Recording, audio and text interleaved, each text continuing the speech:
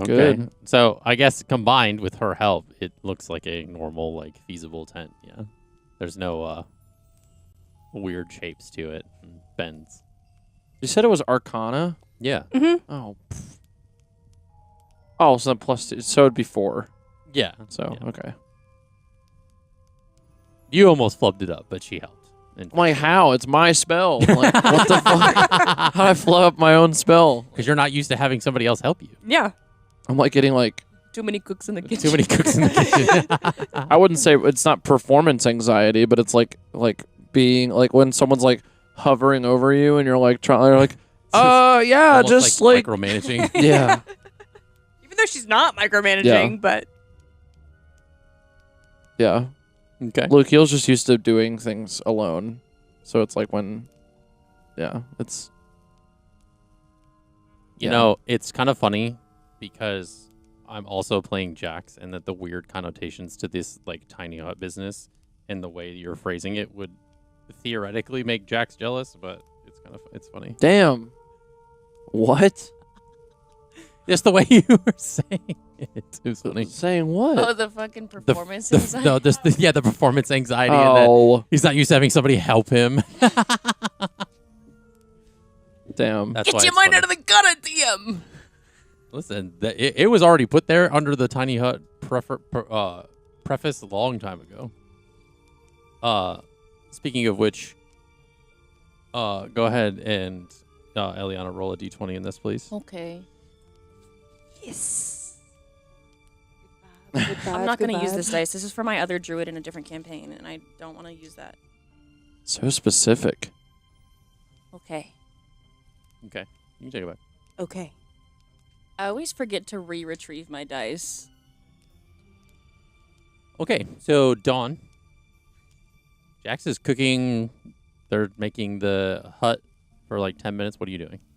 I'm sitting by the fire, holding Elliana, lightly cradling and rocking, Okay. excited for dinner. But mainly just concerned. She's pretty anxiety-ridden. Okay. All right. Well, Jax finishes cooking, and let me make a maybe sleight of hand. Yeah. Okay, so that's a 15. So with some things that he picked up from a general store, kind of previously, like just having like some fruit with that usually typically gives to Oyer and stuff like that, kind of have some in his pack. He makes a he takes a little bit of cooking oil and makes a reduction with some blueberries and apples, and it makes like kind of like a reduction that he mixes with some rehydrated jerky and some of the nuts from the rations, whipping up the magic that he usually does, and it essentially is this kind of almost like you've been at like a restaurant where it's like kind of like that like cashew crusted like fish or steak or something like that. It's kind of like that. Obviously it's very much like steak frites because it's thin steak or like pieces of jerky that are like rehydrated, and it has that like fruit reduction kind of over the top of it. So it gives it kind of like a citrus, kind of sweet taste to it as well amidst the texture of the crunch. And That's why I was hyped. Jax was making dinner. pays off. Pays being a cook for the years that I was. Did Verity ever tell anyone if she wanted us to wake her up for food? No, she just went straight to bed. Okay. It's a good thing they don't track hunger on the character sheets. I mean, she was pretty exhausted. I can't blame her. Yeah, I mean, she's Even basically if been we up for, tried like, to wake 2 her up, days. probably wouldn't have worked. God, 2 days. Thought she was Yeah. gonna fall off the horse. It's essentially the equivalency of like almost like Like 48 hours. like over 48 hours, because essentially it was 1 day of no sleep, and then it went to the next day, but then was interrupted in the middle of the night to be up for longer, going Woof. straight into the town. So essentially, yeah, so essentially like 2.5 days. I feel like that's almost worse than not getting a full night's rest. You're like woken up in the middle and then you can't go back to bed. Yep. Okay, so he kind of divvies out the food, so everybody can kind of eat, and yeah, so everybody's kind of around the fire, eating. Is Lukiel excited for the super fancy steak dinner? If you say anything but yes right now. He's like, okay, yeah, this will be good. I'm for this. This is cool. You gonna plan a boys' night part 3? Where are At they going to Jackson's go? place? Yeah, I don't know if we're really. Jax is cooking. That's what I mean. There's not really opportunity for us to have another boys' night yet. Yet. Yeah. It's not off the table. It's not. Yeah, we're not doing it right now. Because we'd have to be like in town to be doing that. So we're not. Do We're you? not there yet. I Yes. mean, you have a hut.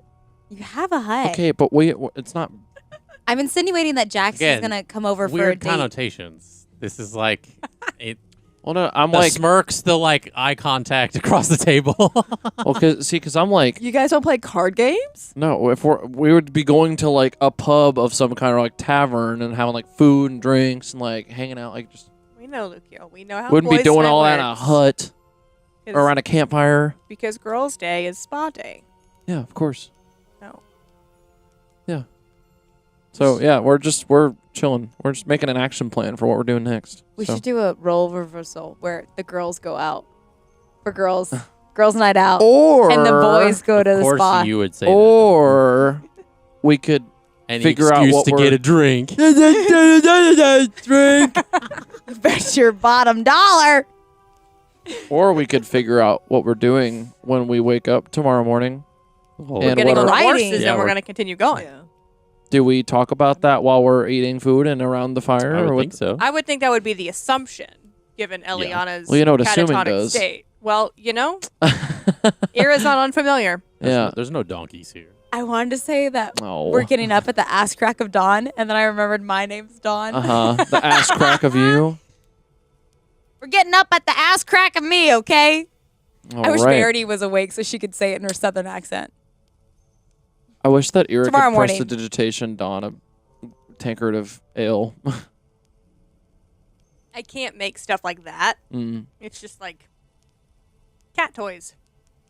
Like the one time no, she made cat toys. Why for- can't you make things that I can ingest? because I can make them hot, like muffins? Can I make muffins hot? Oh, like if you had a muffin, you could make it hot? Mm-hmm. I think we're getting off I'm track. going to think about that. Is that a spell slot? Or can you just do it? It's a cantrip. What does that mean? I can do it whenever I want, how often I want, not using a spell slot. She's like a Yeti koozie. She's always going to make my beer cold. Yes! I don't know if there's you- any. I didn't Yetis say in that this out loud. climate. Is What? that? What'd you say? But there might be where I we're said, I don't know going. if there's any Yetis in this climate, but Yeah. I didn't say that out loud. But, so Dawn, question. Yeah. While we're all sitting here enjoying dinner, is that how you think of everyone? Is just someone to be useful? No, I said I didn't say it out loud because I knew you were going to ask something like that.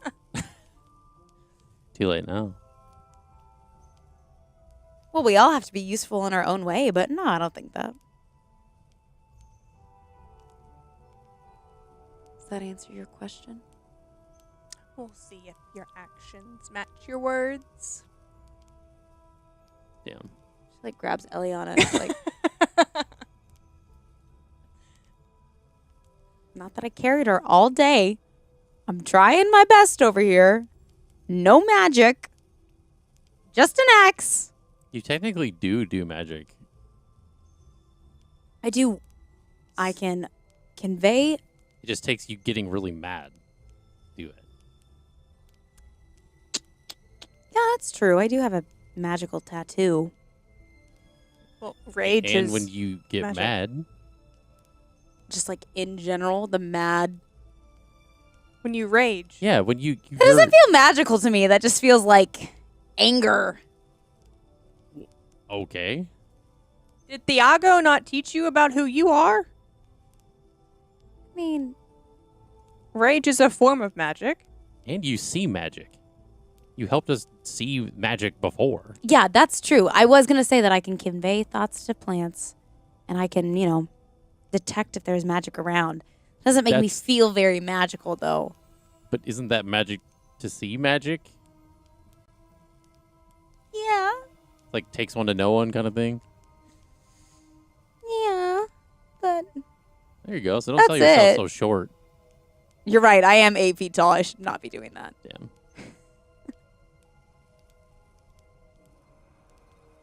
Well, at any rate, who's gonna take first watch? Dawn will. You have to have 8 hours of sleep. Yeah. Yeah. But so it's really, Me. honestly, just Ira. I'm the only one but that can. she can take a 2-hour watch if she wants. I could Yeah. take a 2-hour Yeah. 2, then Ira takes 4, and then somebody else takes another 2. I mean, does 6 hours count as a long rest?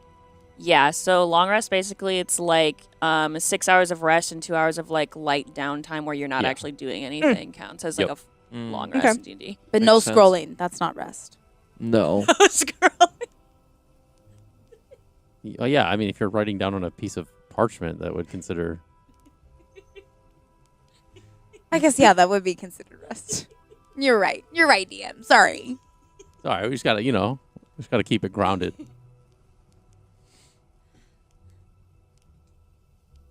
But do you want to take a 2-hour? Yeah. And who else is taking a 2-hour? I can. Oh wait, no, because I can't leave the hut. No, you just can't leave within a certain distance of it. Oh, then I'll just Yeah. sit outside the hut. And you can see like outside the walls of the hut technically. Like Yeah. you can see out of it. You But just that's can't not see like in. keeping watch because I'm not like outside. If you're still inside but can see outside of it all, then you can keep watch from. It's like Schrodinger's cat. Sorry, I'm not there. I'm talking a lot. It's not keeping action. It's keeping watch. So you can look outside your hut. But whoever's in the hut sleeping would need it to be probably dark. So Yeah. I wouldn't want to be disturbing anyone that's trying to like sleep.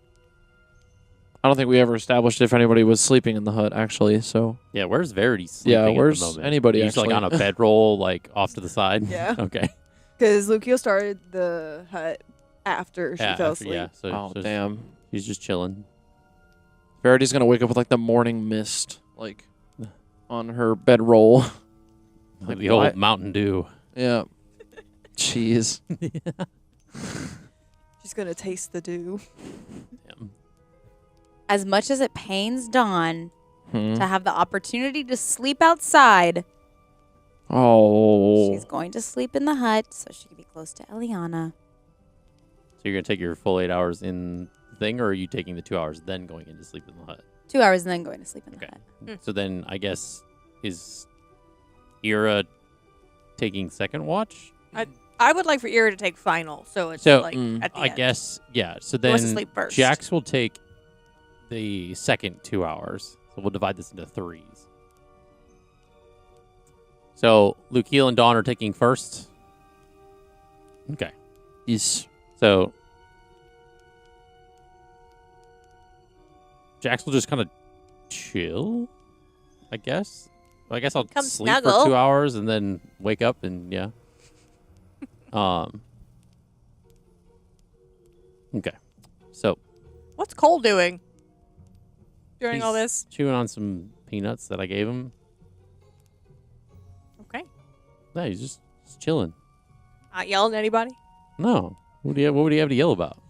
You tell us. He's in his natural element. He's chilling. I feel like he would yell about the horses. He'd probably say that like they don't smell good or that the ride was bumpy. Insert impression of Cole here. Oh, I would love to, DM. This horse ride was uncomfortable. None of this is canon. You're asleep. She's actually on watch. Yeah. Either way. Okay. That's Dawn talking to herself, like Yeah. trying to keep herself entertained and not freaking out about Elliana not being okay. Dawn and Lukiel going back and forth on Cole impressions. Yeah. Yeah. Go ahead and roll for perception, the two of you, please.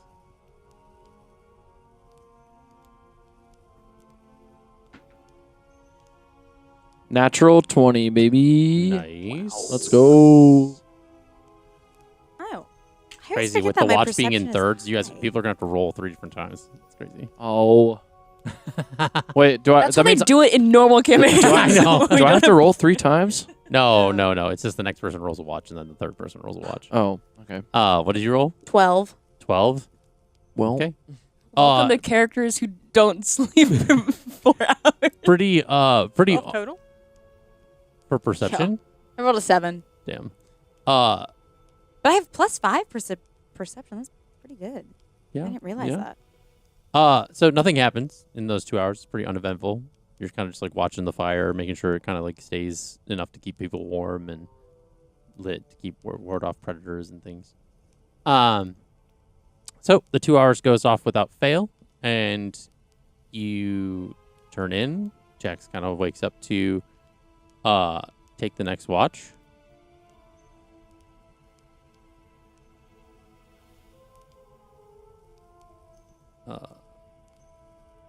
Okay.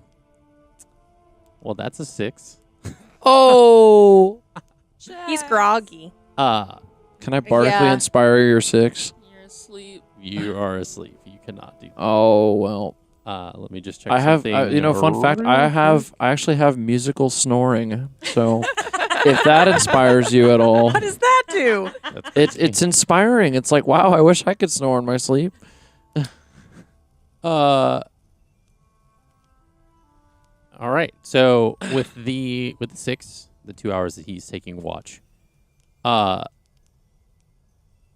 the kind of quiet of the area, right? There's like you just kind of hear sounds of like small branches blowing in the wind, the occasional like noises of a lot of nocturnal animals and things kind of rustling around in the trees.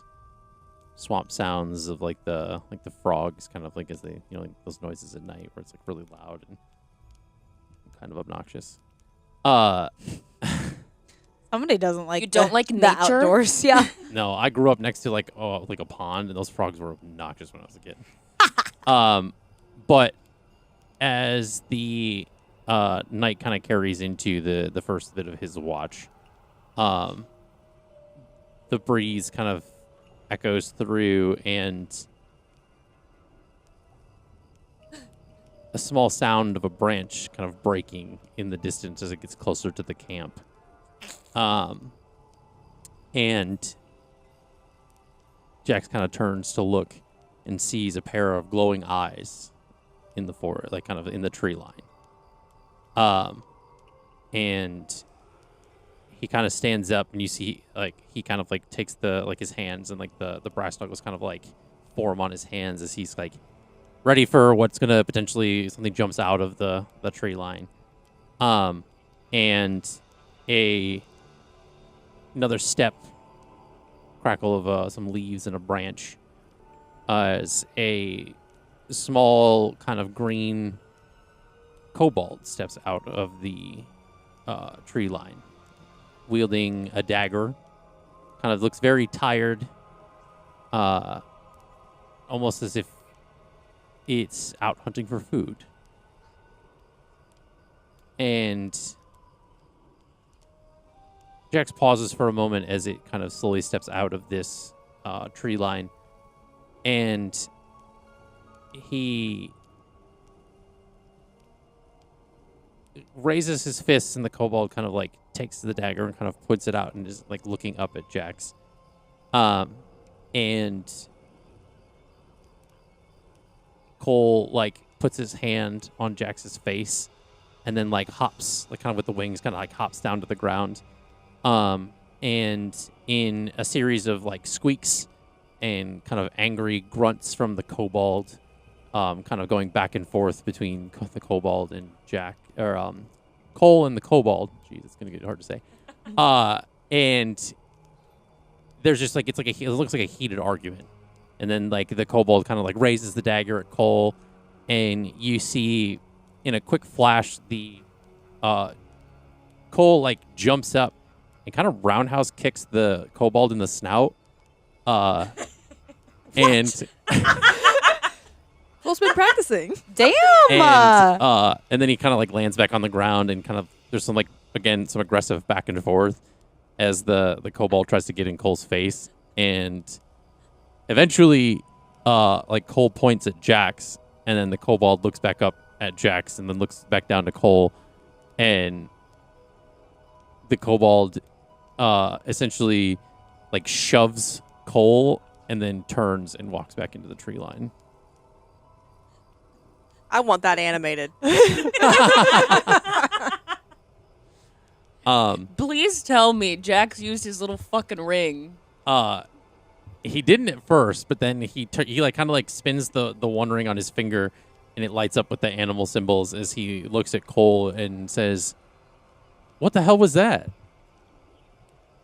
"I simply used my form of delegation and deliberation, and after a heated argument and knocking some sense into that individual, he will no longer bother our camp, and I have protected us for another night."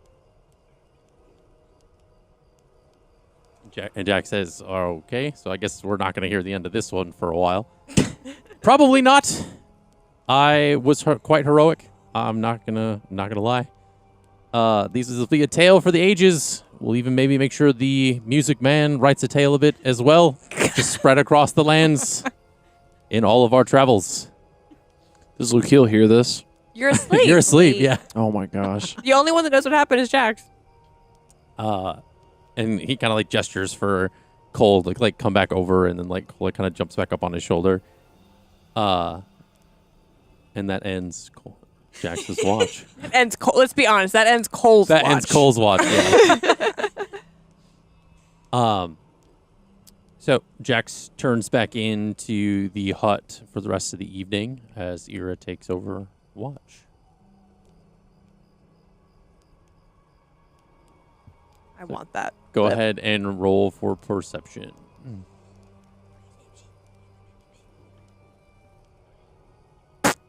Well. Damn. 11. 11. The next 4 hours of your watch, it begins to get a little cloudy up overhead. As it looks as if it's about to rain, you can kind of smell that kind of like metallic sense in the air as the kind of climate begins to shift. But thankfully enough, it holds out until the morning.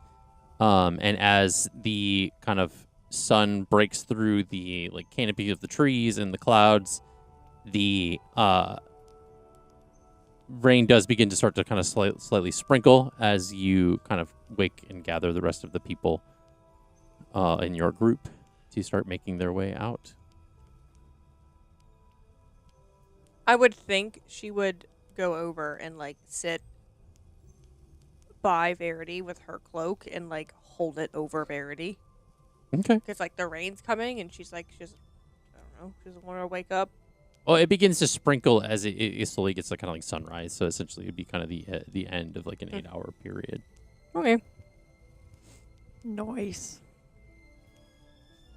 So all of you can go ahead and mark off long rests on your sheet, aside from Elliana. Oh, there's no resting for you. You said everyone, and I looked over at you like silently. And I didn't even make eye contact. So you all awaken, essentially kind of one by one. The sound of the rain kind of hitting the top of the hut just as it begins to kind of fade into the kind of morning sky. The haze of some fog is sit around the kind of marshes that surround you amidst this path. As the air begins to feel a little sticky, humid amidst the rain and kind of swampy areas that you are in. How miserably muggy is it? It would frizz your hair. Okay. Do her sleeves come off? I forget if her sleeves come off. I don't know how you designed it. I don't remember that specific detail. I feel like she'd be. Why not? Ira would be kind of obnoxious. You can always prestidigitation your clothing to be cooler. It's only for 10 minutes. I'm not doing that every 10 minutes. I don't know. You'll get the air hitting your face when you get on the horse, so you'll be fine. All right. It's like riding a golf cart. It's hot when you're stagnant, but then you keep going, you start getting the breeze and everything. How do you feel, Verity? A little better. Still tired. And she kind of like feels her hair because Verity has curly hair. So it's like, it's gone really big. It's like, she like touches it. It's like, dadgummit. Oh, well. I would think over breakfast, Ira would like offer to like Dutch braid Verity's hair down just so it's not like getting stuck on tree branches later. She'd be down for that. Yeah, so she's A little So short. sweet. Dutch braids her like hair. Okay. It's cute. Her mini little pigtails because she has like a bob. Yeah, but it's enough to like protect her Yeah. hair while like you're doing the thing. Okay. Does Dawn's whole body get frizzy? Like, do you just? That's why I was laughing at you, and you were like, "What are you laughing about?" Oh, all the fur? Yeah. Just, Okay. No, it's not that long. It's like really intense peach fuzz. What is can't imagine like when your fur gets wet. The smell. It's like a wet dog. oh, Ew. Yikes. She smells like rose petals because she looks like one, okay? Aw, that's she cute. looks like Pepto-Bismol. Damn. Or does she smell And like, rose petals! or does she smell like cherry blossoms? Yeah, there you go. Can't. Smelling like rose petals is Elliana's thing in her spring form. Thank you very much. So you can't have that one, bitch. Damn. I like the cherry blossom thing. That sounds cute. So It sounds cute to me. okay. So before the fire went out, Jax had kind of taken kind of like one of those metal kind of like I can't remember what they're called, but you can like make coffee in them kind of all in the out and about. So he made some coffee. No, it's like someone say coffee. Before the fire kind of expended itself. It's kind of using some of his elementalism to kind of keep the fire going before it went out anyway. And yeah, so he kind of like poured some coffee for everyone so that you can kind of wake up nice in the morning. Dude, Luke Heel is freaking gleaming. He's like so excited. He's like, dude, I haven't had coffee in so long. I think it'd be pretty. Your wings in this moment would probably be pretty handy because you can like put them over your head, like kind of like cover yourself. Use like a little canopy so dry. you can keep dry. That's true. That's true. Can't get water on the loot. I mean, I Yeah. guess maybe. I don't know if it's waterproof. Could be. I mean, it's lacquer it's on. important for it to stay humidified. So, That's so true. the wood doesn't dry out. So. That's true. Could you also prestidigitation it to like dry? I can. She can, I cannot, because I don't have that skill. I think both of us have it. Okay. So would Verity prestidigitation it so that it would? Yeah, she would do it. Okay. She All said right. it's wet. After a few short moments, you all kind of go back to the horses, gather all your things and your bedrolls, and pack up your stuff. And Dawn takes the ice cube that is Elliana and holds her close and gets back up on the horse. And you all begin your journey once more. Are we like aggressively riding? I would think so. Yeah. There's a bit of a time limit on things. And the horses, like, they can just go. Yeah, they got a full night's rest just the same as you all did, so they're ready to go. Good for them. There's plenty of like grass and different like foliage around for them to kind of eat and gather their strength. Meanwhile, Hey. so in this course of time amidst this, I would think that amidst these repetitions, the things that you are constantly reliving, going through, you would have gone through them a few times at this point. kind of in kind of sequential, like back to back, kind of rolling through. What might you have done amidst some of these different scenarios to? You had mentioned that you are going to try to deviate in different moments. Yeah. Well, one of the things that she's gonna do is like when it resets again and she's back in like the kitchen with her mom and her stepmom and her sister. We'll take it back to like the first time it reset. Okay. Like after you had Stella in there and all that stuff and everything kind of forced reset to the very beginning. I'm going to go up to my mom.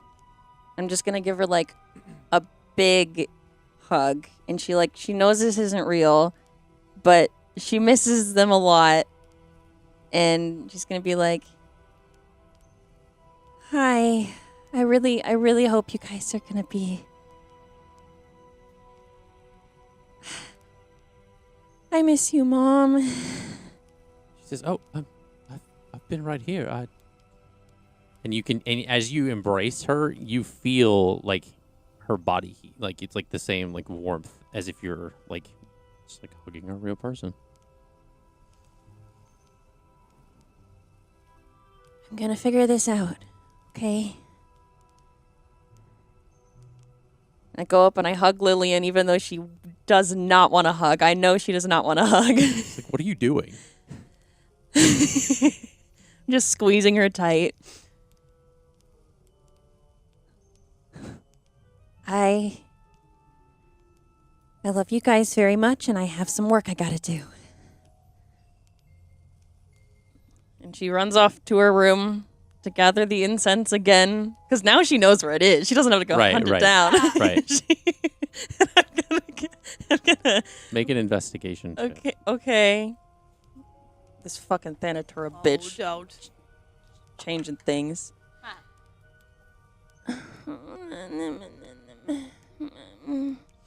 I'm gonna use. Should I use it for this?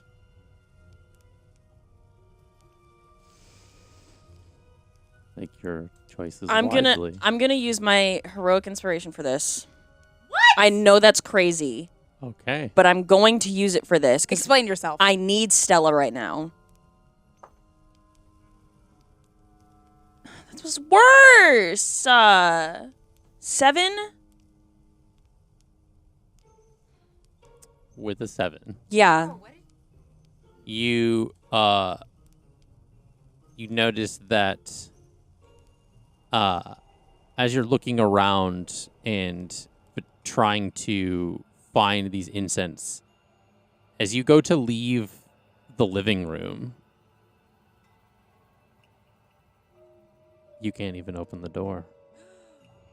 The door is, it's as if the door is glued shut, as if you're trying to transition into another room, like if you would go to where the, like a rooms and stuff that you would found these before and try to open the door to go in. The door does not budge.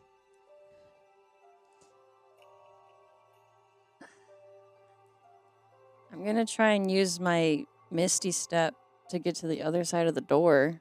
Okay. So you Misty Step to what would be behind the door. Yeah.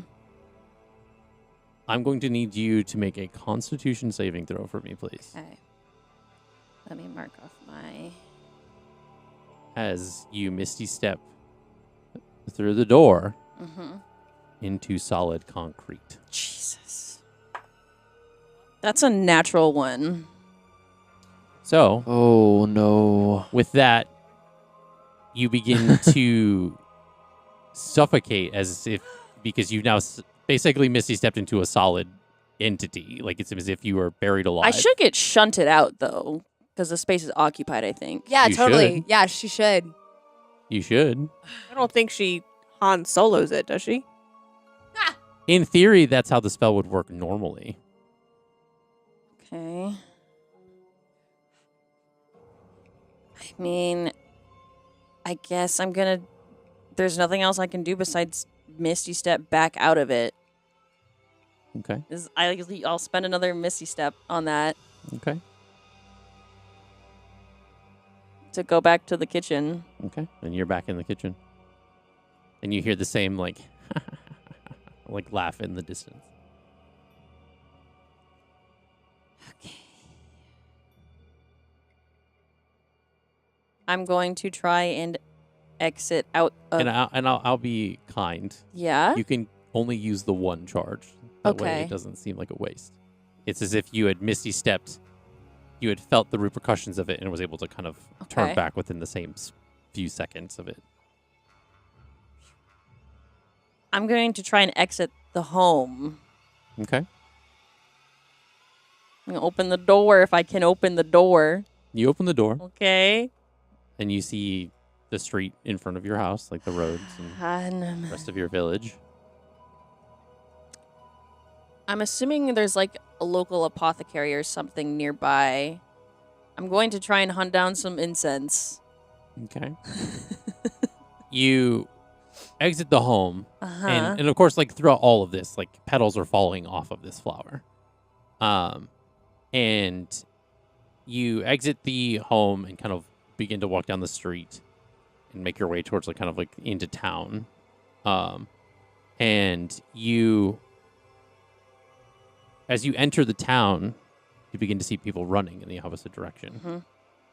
They're running past you, frantically screaming, as you arrive at the center of town and see that there is an army, or what would be an army of skeletons, wraiths, and the lich that you had seen before.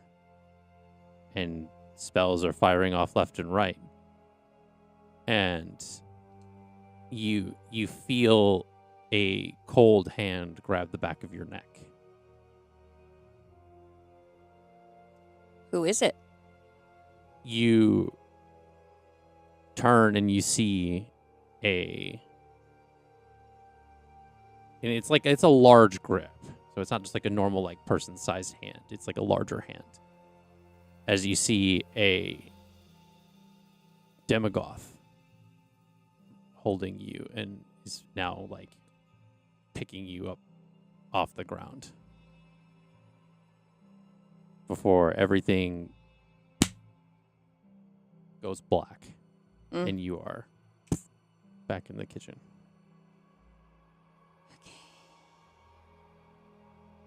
Okay. God, I wish I knew how to use sending. But I've got to ask Lukiel or someone to teach me that. Okay. And I will say, again, to be kind, every time this resets, so does your, like, spell slots and everything. Oh, It's as if okay. the day completely reset. okay. Okay, that's... Okay. Appreciate that. Let me just hit You that might as well just take a long rest. button, and then yeah. Just, like, reset the whole thing. Okay. I look down at the pedal in my hand. Like, should I try it again?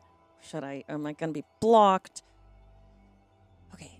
I'm going to try something that is not going to work, but I'm going to try it because it's all I can think to do. Right. I am going to scrounge around for some, like, papers and pens. Okay. Do pens exist, or is it just quills and ink? Like quills and ink. Quills- Yeah. Yeah. You can... I'll have you roll for investigation for that. I'm going to guide myself Okay. because I know what I'm trying to do this time. I'm rolling it on here for the D4. Question: would her heroic inspiration also reset?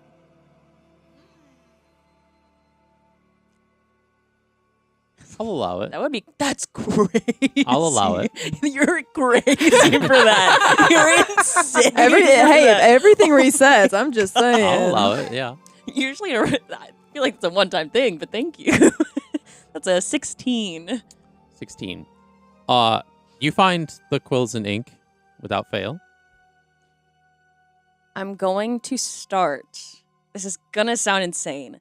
I'm going to start sketching the constellations over paper. Like, start sketching them out. And my plan is going to try and, like, manifest the constellations and like start hanging these papers like around like wherever I can to try and like manifest Flossidus to push back against Thanatura. Interesting. Okay. Make a religion check. Okay.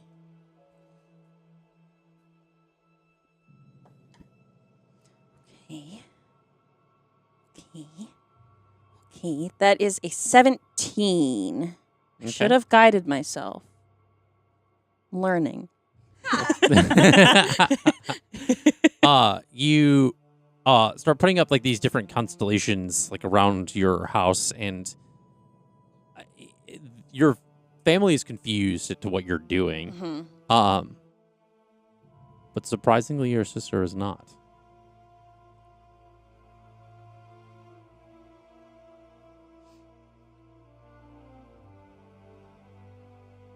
Lillian, do you know her name? No, I don't know what you're talking about. There are these things called stars. Yeah. Huh. And I know they're not in our Dayward lands, but there's a goddess named Flossidus. Can you say her name to me, please? I've never heard of this person before. Her name is Flossidus. I heard you. I'm telling you, I don't know who you're talking about. Have you heard of the archer? No. The dragon, the mistress, the chalice. Is this like a riddle? There are these pictures in the sky. Created by, not here.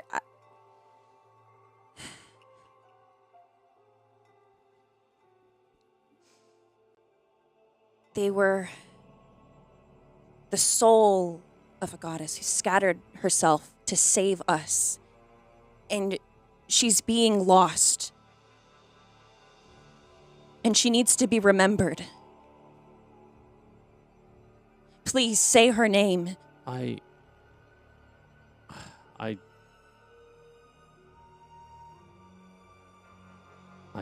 can't. I don't know what you're talking about. Aarencia is a false god. And much like you had saw in the desert, it's as if like your like parents like slowly like their face like turns to like look at you. And you can see that all of the plants in the house are doing the same. Are looking at you. I Oh, hate man. this part. This That is like the worst thing you That hasn't do is happened in the a while. flowers looking at me. Oh yeah. It's so freaky.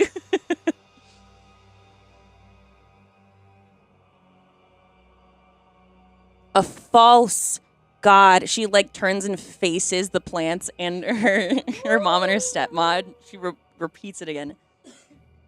Aarencia is a false god. Flossidus is our true champion. And you see as some of like the ivy and like the flowers in different pots begin to kind of slowly like come out of the pots and start to move closer to you as if they're walking.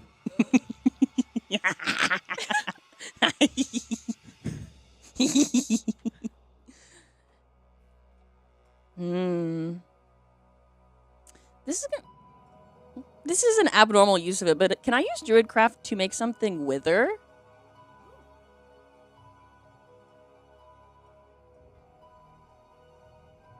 I don't know. I'm gonna have to look. This is a weird like fight against the DM and the referee. Because Allie's always our referee of like, if we have a question, we go to her. I don't think you can do it with like the regular Druidcraft, but I'm like, Yeah, because it says bloom. You instantly make a flower blossom, a seed pod open, or a leaf bud bloom. But it doesn't say anything about, like, reversing the effect. For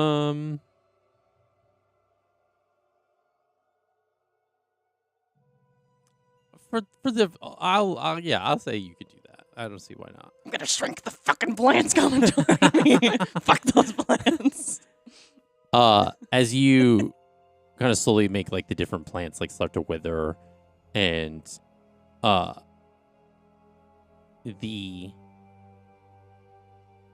it's very much like in this like swarm, almost kind of like a hydra mentality. Mm-hmm. The more like every time you turn to like wither something, the they come like it immediately kind of grows back, but it goes back like bigger, and it starts to kind of like infest the space as like these different layers. You're trying to get all of them at different times, and they keep growing, and it's like starting to like it looks as if like you're standing amidst the forest, but like in the middle of your house. As like the vines are slowly kind of creeping towards you, and you feel like this like vine kind of like slither across like the top of your foot and start to kind of slowly like wrap itself around your leg. Set them on fire. Murder. You're not there. I know. The one that's going around my leg.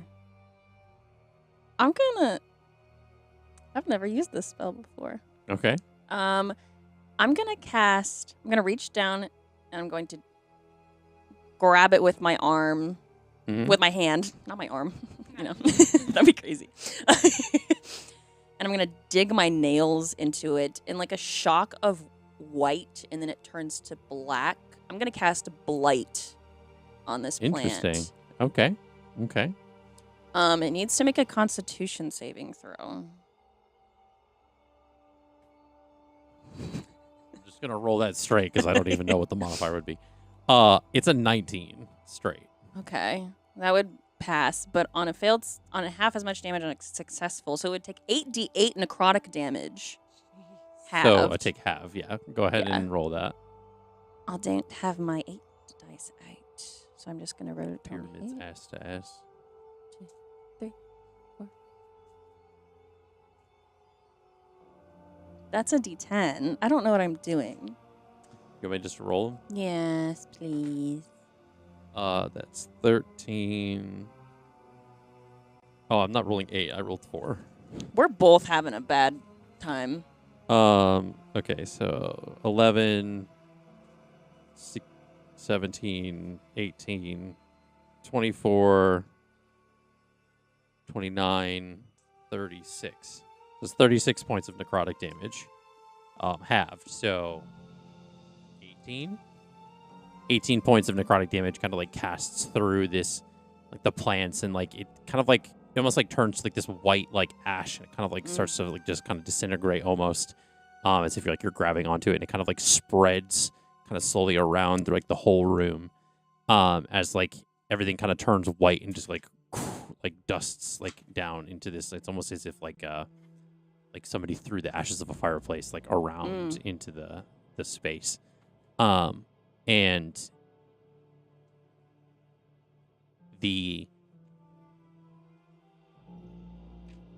given that this is enough time has passed, the memory of the Lich's attack begins to play out. Mm-hmm. The screams, the blasts, the house begins to crumble and fall on top of you. And you are pulled out of the rubble. You're running towards your temple.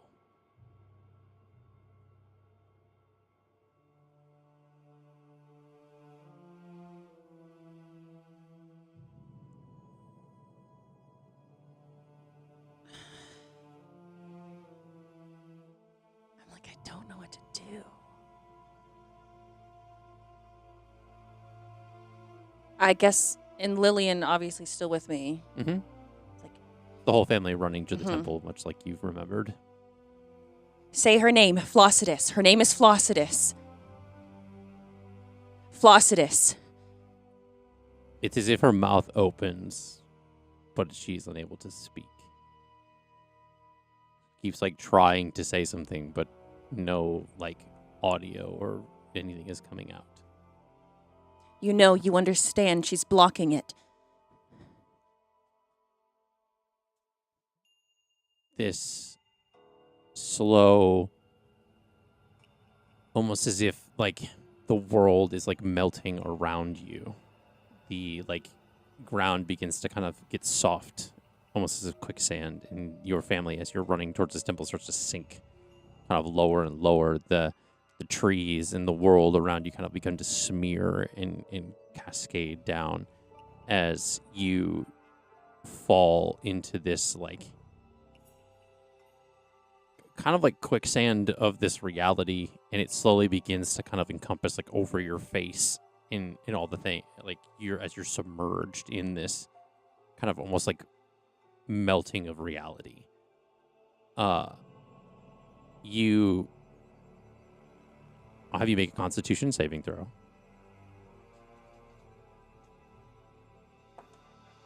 God damn it. Does my heroic inspiration reset every day? You can find out. God. Oh my god. Oh my god. I'm gonna use it. I'm gonna use it.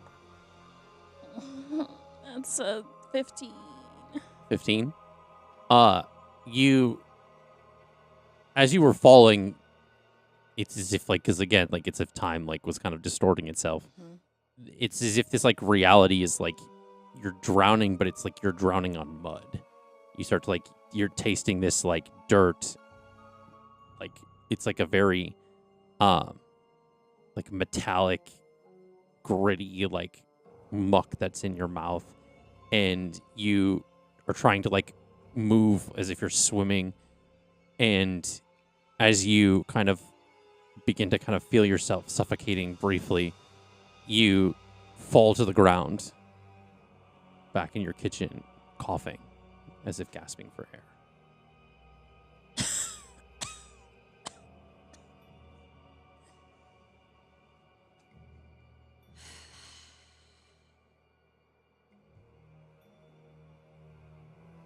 I'm gonna try the bedroom door again. Insanity! Welcome to the definition of it. This time you are able to open the door, Fuck yeah. but inside the doorway is a brick wall. Yeah. Kinda, yeah. Kinda figured.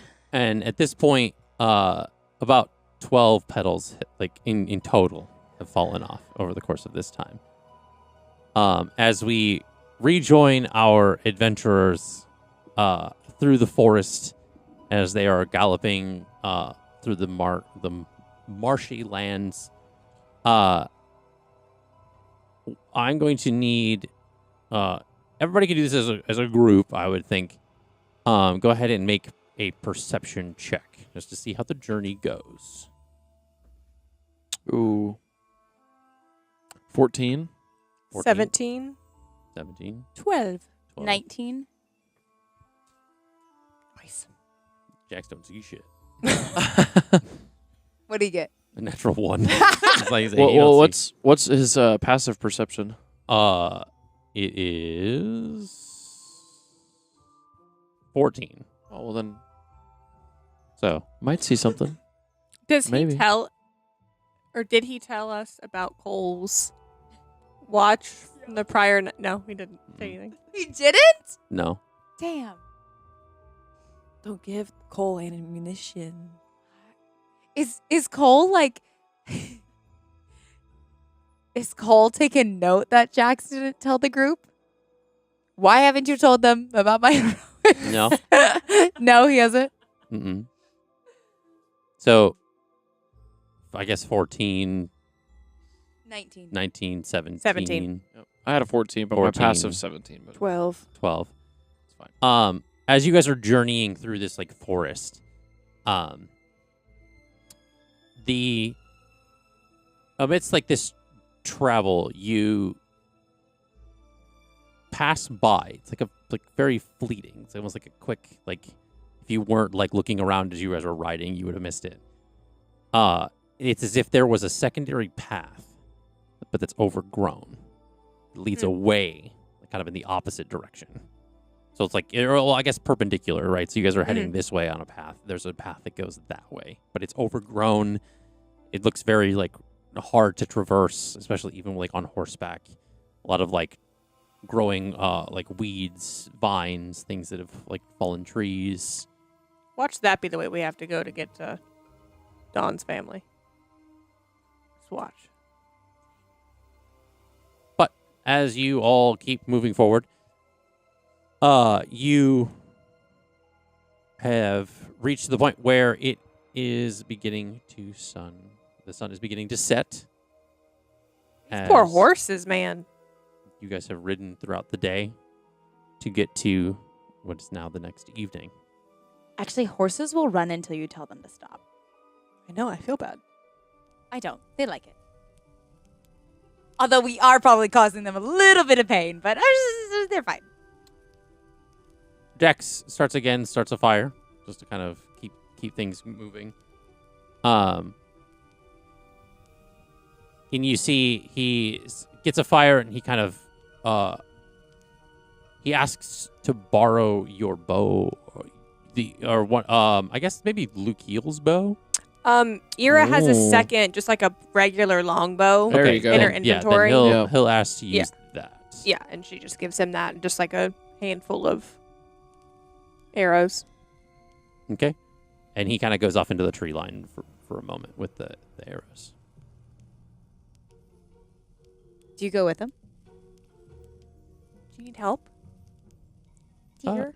No, I'm just going to Dearest? get something for us for dinner. I should be back. So nice. Okay. I could help. I'm good at That's all right. killing things. I appreciate it. I Okay.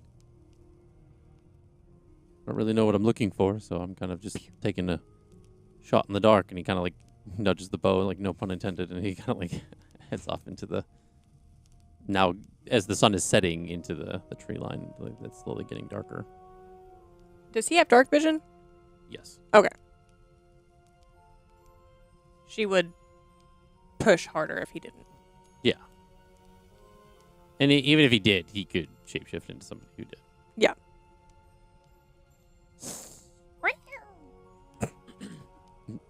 Okay. All right. That works, I guess. It's my best animal impression. That's all I got. So I could do a monkey, but no one wants to hear that. After a short period of time, you see Jax coming back with what looks like some like, essentially it's like the equivalent of like a pheasant kind of like looking bird. There's like he has like a couple of them kind of strung up by the feet that he is like kind of defeathering and kind of preparing for the food for y'all for dinner. Dawn is psyched. Did Verity stay awake, or did you go like right to sleep again? I feel like she would stay up a little bit longer this time around. Okay. Okay. To at least eat. Yeah, because Yeah. you technically didn't eat. I mean, she had a ration Oh, okay. like the very next morning. So What How you is- rolling for? My wheel and woe. Okay. Whoa. Oh. SpaghettiOs. Anyway, How is everyone's bodies feeling for riding pretty aggressively for 2 straight days? Not great. I wouldn't say straight, but you guys like definitely have like Not.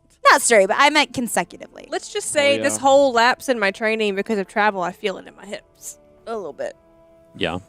That's valid. Yeah, I'll roll for it too. my butt hurts. Yeah, I'm not feeling too great. I love how everyone also just rolled too. Like, Dawn feels amazing. Turns out she's a natural on a horse. Did you, and as Jax is kind of like preparing this stuff, he asks Lukeil, he goes, did you ever ride horses where you're from? I mean, I went riding like maybe a couple of times, but like not in Cottageport. Like I had to like obviously like I didn't really have that stuff going on in like in the town, but you know, couple times, not like this consistently, like by any means, but at least learn how to like, saddle and like mount a horse and ride it for a little bit. Did you have So- your own horse? No. They're expensive. Yeah. No full-blown equestrians of the group? I I think Ira would probably be the most Yeah.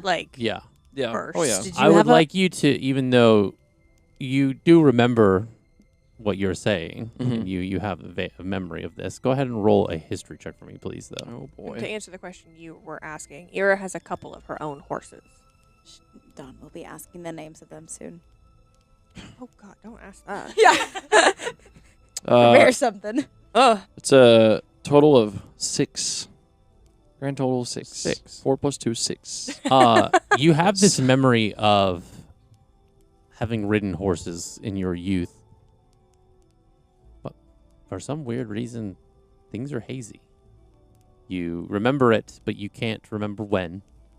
Can't remember how old you were. Interesting.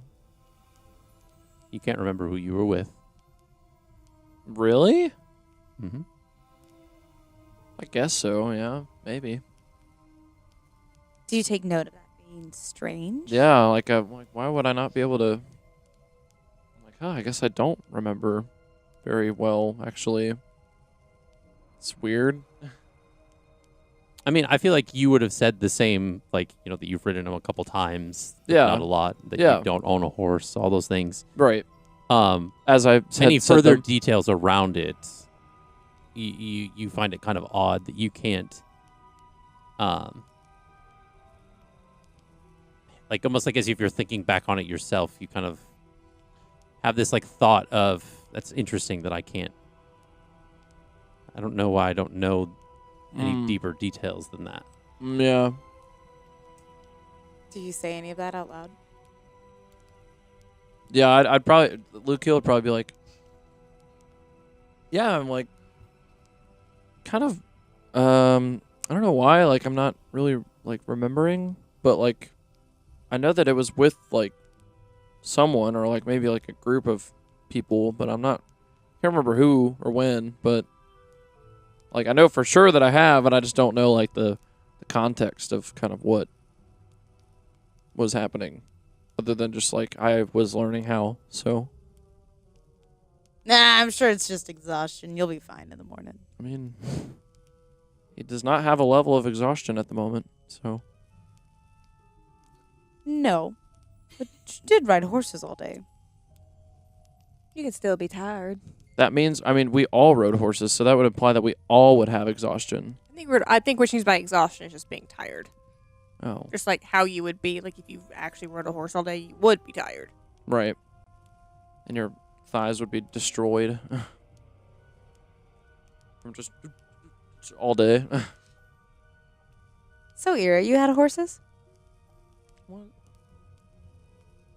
I mean, yeah. Names? Did you not? That was the real goal.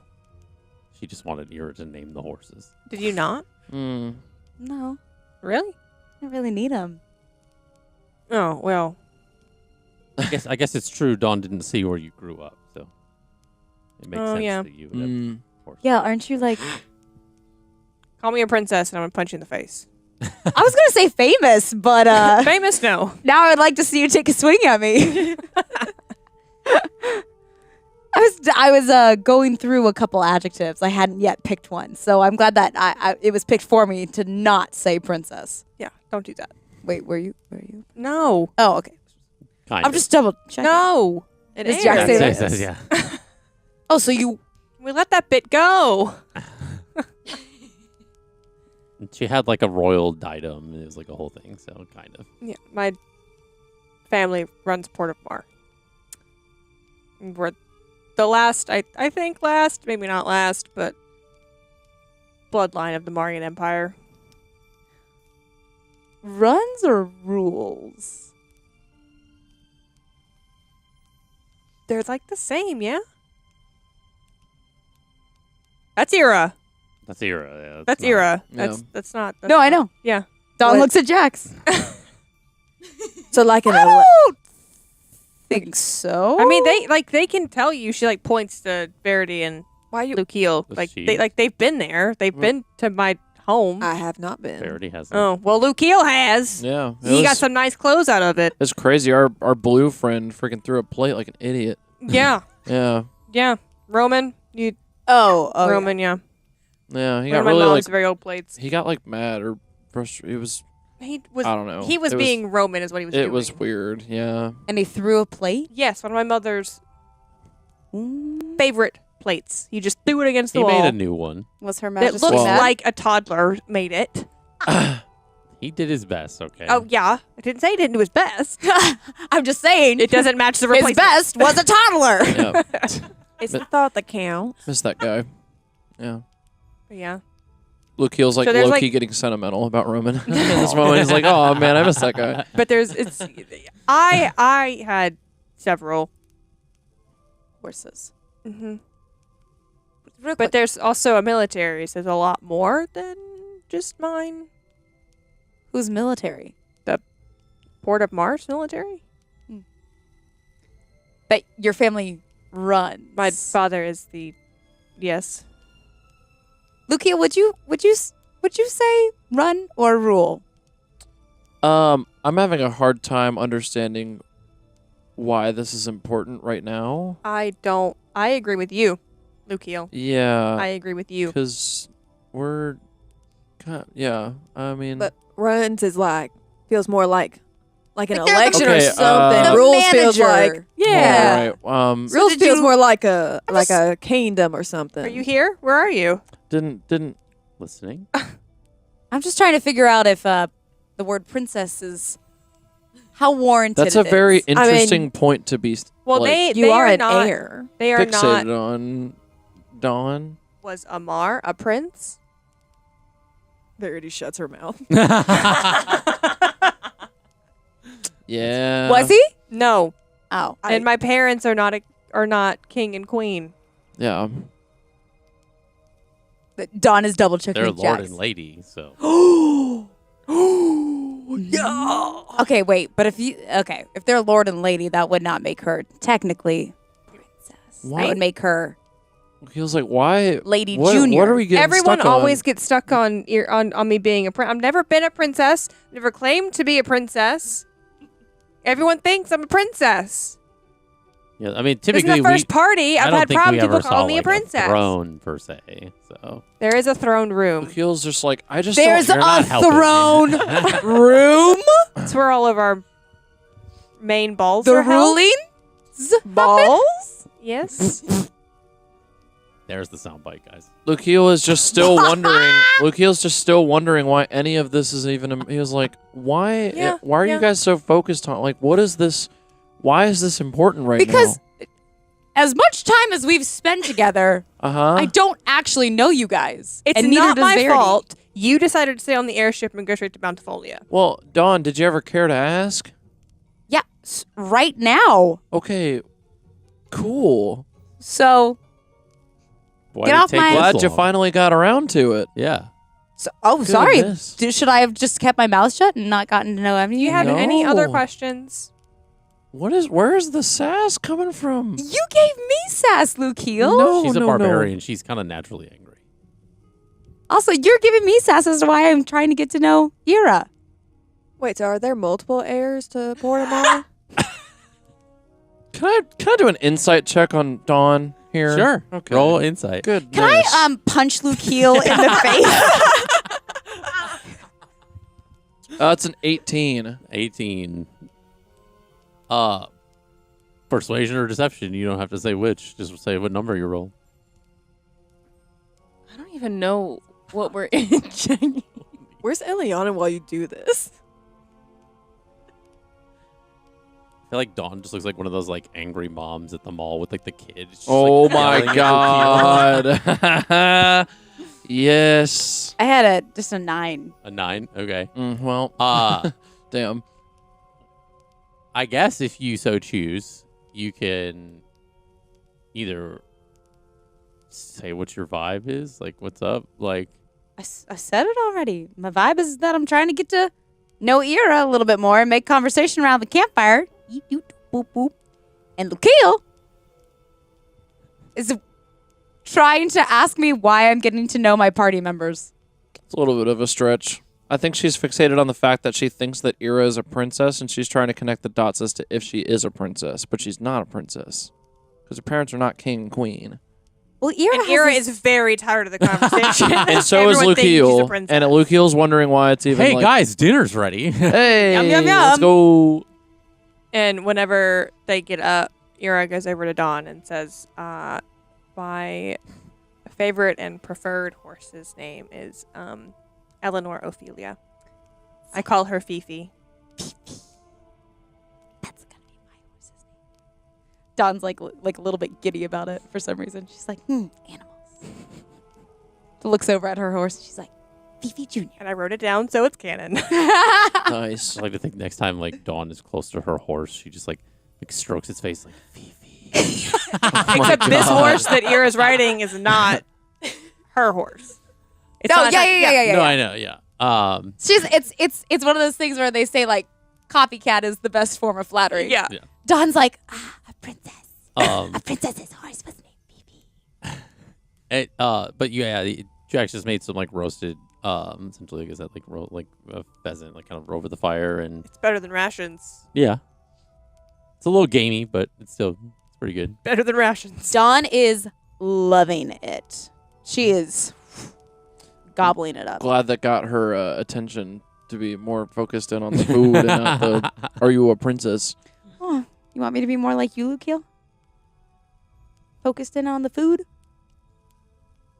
No, we're just kind of on a much larger Why are quest you right so now spicy? to save our friend, actually. So See, Because I'm tired of Lucio questioning my getting to know people. That's why. why is everybody so tense? Right. It's speaking not like of, we're camping or anything. yeah, All right, Barely's What? good to add. Intense. this is like afternoon into evening right now. No, it's evening. Essentially, yeah, it's in the evening. Yeah. Oh, okay. It's- Well, it's then, like kind of and then Lucio goes, speaking of tents, I'm gonna build mine. the finished eating? sun is set, and it is now He's evening as you guys are multitasking. finishing through dinner. What was just kinda Verity eating your gonna food. Yeah, go ahead. I was gonna say Verity just slowly walks away and then goes to bed while everyone else is arguing. Does Verity eat like dinner? Yeah, she like grabs her food and then just like completely leaves it all. Damn. Sets her bedroll off to the side. And kind of Verity's like, not my horse, not my monkey. No, What? not my circus, not my monkey. there we go. Interesting. I Sorry, like it better. I was the other thinking way, about but- horses because we were all riding horses. Lucille's tired. I'm gonna write that down. Not my horse. But not exhausted. Gosh. I like it. I just walk right into that. I I mean, hey. So yeah, like I said, as it kind of gets into the evening, the same question becomes that of watches and who is going to kind of take care of the fire and keep watch for. Stoking the fire. Ira will take first watch. She didn't like show it, but she is frustrated by the whole like princess conversation. Okay. Mm. Is anybody? So Verity went to sleep. Lucio is also I feel like Lucio definitely got that notion too. I feel like Lucio would probably still be awake. okay. So you're gonna stay up. Yeah, I'm gonna like Chit chat. You stay up for at least I'm for a gonna couple talk hours. to Ira and be like, "Hey, so You can use your 2-hour watch to stay up with her for at least for half of her watch. yes, Yeah. yes, Okay. And then what are you doing? I guess I'll go to sleep with make sure that she's Yeah. okay.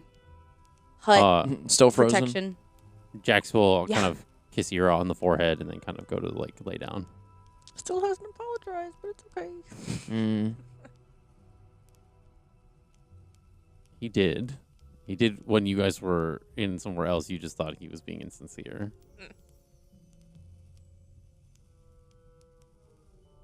But at any rate, you two are the ones that are on watch. And so I'm gonna have you guys roll for perception quickly. Get that out of the way. Guys, can I take a walk? We just like set you up like a. dirty, Weekend at It's like Bernie's. weekend at Bernie. Yeah. dirty 20. We make her into a scarecrow to scare 30, anybody 20, off. 15. 15. Nothing eventful of note, especially for that 2 hours. But what is it that you would like to talk about in that time? Yes. So I noticed that you didn't really particularly like Dawn asking you all basically if you're a princess and your parents were like king and queen and all that stuff. I wasn't really sure where that conversation was going or where she was like trying to get to with all of that, like what kind of conclusion she was trying to make, but are you okay? Like, I don't mind like the questions. right. It's just like it's just been like a long going thing. Right. Like our party before, like Jax and I's party, like before this, Mm. that was something that like at least one person just wouldn't let go of. Yeah. And it's like, oh, okay, cool. I don't have to listen to that anymore. Yeah. And now here's another like bubblegum happy character that just wants to assume I'm a princess and I'm not Yeah. a princess. Like assuming that like you like maybe like feel like entitled or some Like sort of I'm way, more or, like, comfortable you're, in leathers than I am ball gowns. right. I like good ball gown. Don't get me wrong. I look good in a ball gown. Don't get me wrong. Yeah. But it's not where I'm most comfortable. And Right. So just to have it to just be assumed that because Mm. I do come from a pretty privileged background, Yeah. that I'm just a princess. Mm. Well, last time I checked, I chopped a guy's head off. Yeah. Carried it around for like 4 days. Yeah. Not very princess that- behavior. Yeah, that was kind of a lot. Yeah. I had fun. Yeah. No. I mean, that's yeah, but yeah, I don't know. I mean, it's I guess I kind of have a similar feeling because, like, since I'm, from a tinier town that like isn't really super like populous and like it's not really super like wealthy and like nature, that like people just kind of assume I'm just like some deadbeat musician dude just going around traveling trying to make a buck. Well, I don't think you're a deadbeat musician. Have you heard you play? Deadbeat musicians don't sound like that. Lukio, make a history check for me, please. That was a Ooh. journey you went on with that Sure roll. was. You said history? Mm-hmm. 15. 15. This memory seems to be more clear Yeah. as far as when you talked about where you came from, your Uh-huh. town.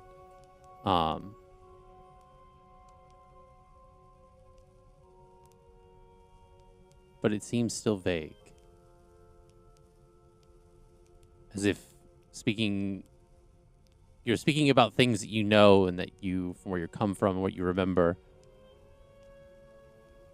But there's a part of you in the back of your mind that feels like you're just have a general sense. It's weird. But continue. Yeah, I guess I'm just used to people assuming kind of a certain type of way that I just am generally I'm used to being perceived and people assuming just kind of who I am, what I do, and what I'm about just because of what I look like and where I'm coming from. So I feel you. Why do you think I act so cold all the time? Because the second people understand my station, there's an expectation that I'm going to just be away. Yeah. So if I go ahead and break that expectation before they know, Yeah. I get to exist in the way that I want to exist. Right. As you should. I would rather mend fences of damage done early in a relationship than someone's perception of me completely change because they learn about my background. Basically, I would rather be seen as a threat from day one than soft for being. Well, you certainly did a good job of that with me, so but I mean, this makes me feel like I know who you are versus like always having it be some sort of weird mystery. So, which is cool because that's what I aim to do. Also, Not really great at it because I just kind of, sometimes I'm just acting out and being goofy and, not really thinking clearly or having like a definitive sort of like way I want to go about doing stuff, and kind of childish at times, but, Well, I did want to say that the other morning at the older woman's home with Elliana, we were doing everything we can. I thought the sending thing was really clever. Yeah. Well, thank you. I mean, I just figured I would try to exhaust all of my resources and see what we could and couldn't do. So yeah, if I was able to do something, I figured I'd at least try. So it's just one of those things, like when we're dealing with gods, right? Like nothing we really can do. Yeah. Just do our best to stabilize her and keep her alive until we can get to someone that can. But we're not. Yeah. We're more equipped for killing undead. Yeah. Powered by gods, but, Yeah. And that's more or less what I was really trying to highlight, when Dawn was giving you a bunch of questions and stuff. I'm like, is that really I mean, again, super like, I don't important mind. in the context of kind of what we're trying to save our friend here, and she's frozen? And I don't mind the questions. I mean, I feel like we know, like, a lot more about Dawn than Dawn knows about us. So, like, again, I don't mind the questions. It's just, like, the getting stuck on, like, that one point. That's just, like, But, I mean, for her, I guess it is coming from, like, an endearing place. Kind of, like, in retrospect, thinking about it. But, I don't know. Just figured I'd just check in and Thanks. kind of just ask, and because being perceived is annoying, so. Well, Yeah. I'm perceived every time I go on a stage and I play a song, so. You're perceived every time you take 30 minutes to place a food order at a restaurant, too. Well, that's, that's also true. I don't know, I just try to. You like good food. It's fine to like good food. But, I can be a little bit extra at times. At I will, times. well, okay, well. Look at you. Look at your wings. Look at the hair. Come on. That's just a part of me, though. That's not like me trying to do any of that. The outward appearance is a direct reflection of the inward existence. Not all of the time. Sorry. Now I feel like I'm being perceived. Goodness. Friendly reminder to the folks at the table: good diction is important. Did I slur it there? Did I not speak that as clearly as I could we are have? going to continue forward. Alrighty. Does that mean I'm my? Your watch is done, so your 2 hours is up. So I'm going to sleep. Yeah. So Okay. you Night. will roll for your 2 hours alone. 19 plus 7? Okay. Yeah, that's 26. 26. Nothing eventful happens in that course of that 2 hours. Who will wake up for the next 2 hours? Me. No.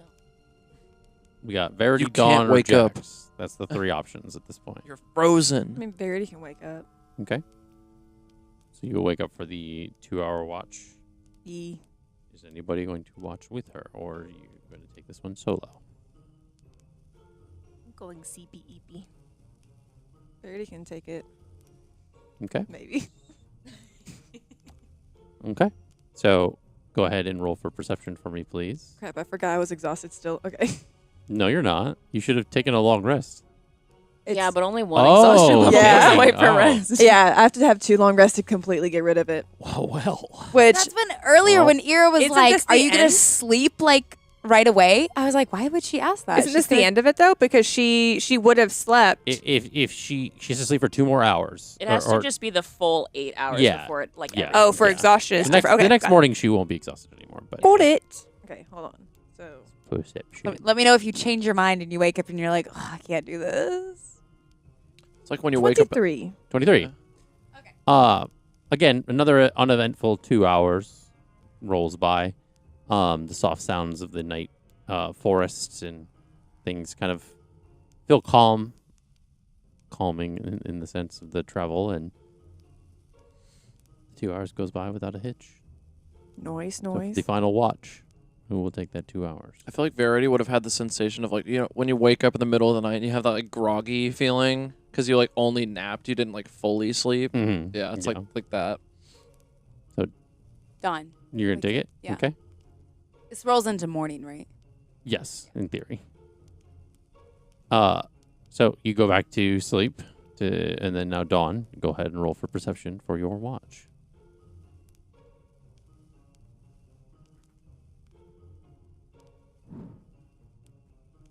That was nerve-wracking. 22.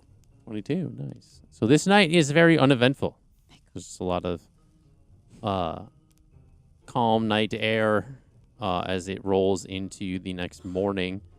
The folks are waking up in the midst of the kind of morning sun and the moisture in the air as the swampy air begins to get thick and warm once more. Ira fixes Verity's hair again. Yeah. At this point, yes, go ahead and make sure if you need to take your long rests, reset anything that you need to. You are no longer exhausted, Verity, which is great. Yes. So many sessions with that. I know we finally got there. So yeah, I like how we all, like, it takes us so long to take a long rest, like, between sessions that we all just forget how long rests work, Yeah. like, the watches work. So the morning comes once more. Jax has kind of made a coffee again. Kind of it becomes a little bit of a routine, given the fact that you guys are taking such a long journey through this forest. But after the morning's coffee, you all feel rejuvenated, ready to take on the day. The horses have slept quite a bit, and you all mount the horses and head on out to the next leg of the journey. Meanwhile, Hi. what is it that you are doing? Great. No. Crying. Great. I have another question. Okay. Me trying to like stretch all of the rules to see how I can try this, because I'm trying everything I can. So you let me cast Find Familiar using Stella. Okay. Yeah. I have a question. So she didn't fall to like 0 hit points. She just poofed out, right? Correct. Do I have the telepathic connection that comes with Find Familiar? You're going to need to make an Arcana check to Okay. discern that. Because it says, while your familiar is within 100 feet of you, you can communicate it with it telepathically. Oh. Technically, my ice form is within 100 feet of her. That's true. Okay. Yeah. Keep roll for that Arcana Wow. check. I'm thinking outside the That's box. good. That's here. good. It's good. I like that. You said an Even though Arcana Stella is check. in a box. Ooh, that's a 17 plus 8. That is a 25. 25. Thank you for reminding me. Well, the thing is, so Ira's not gonna run off. Like she's not gonna no. like. So the only thing that I would say logistically is that this little box is sort of like a pocket dimension. Right. So therefore, between where you are, the material, and another pocket dimension, There's a lot of weird things I'm happening. sorry. there's a, right there's, now. a, there's I'm so a bit of sorry. barriers. I'm You're sorry. right, though. Yeah, well, What I Sure, just give will it to you, allow. Okay. that's tough. So this is going to take some thinking on your part, Okay. and you don't know that this is happening, so you can't necessarily plan for it. Mm-hmm. But I think this will be a little fun game for us to play. You do have this telepathic connection. Uh-huh. However, Yeah. again, you don't know this, but every 5th word is all that she hears. Oh. You're gonna have to fucking write some shit down, because. Okay. Do with that what you will. Stella, hey, can you hear me? So she's heard Stella and me.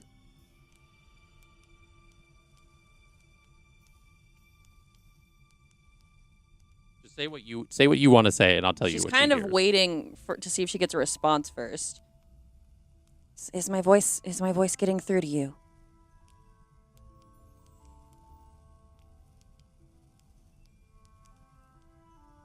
Okay. Maybe this is not going to work. Let's see. Feels like I'm kind of trying to talk slow so you can.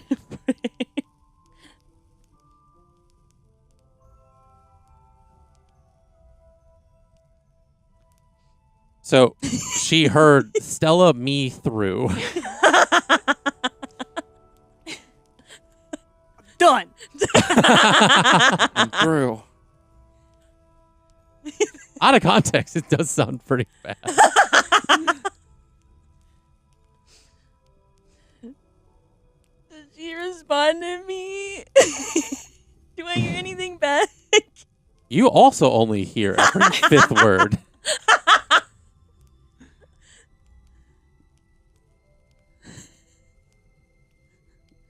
This is great. I love what's happening right now.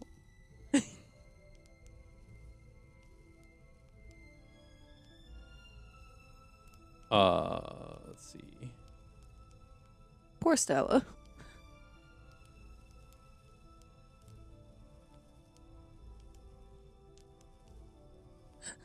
You hear Mom, it's.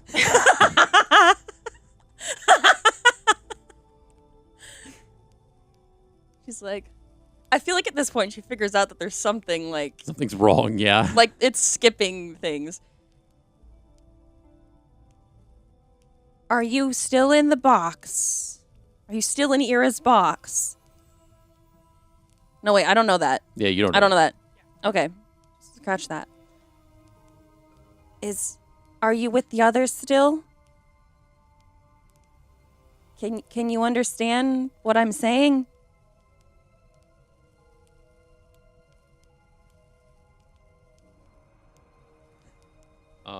Let's see. So she heard R and others. I mean,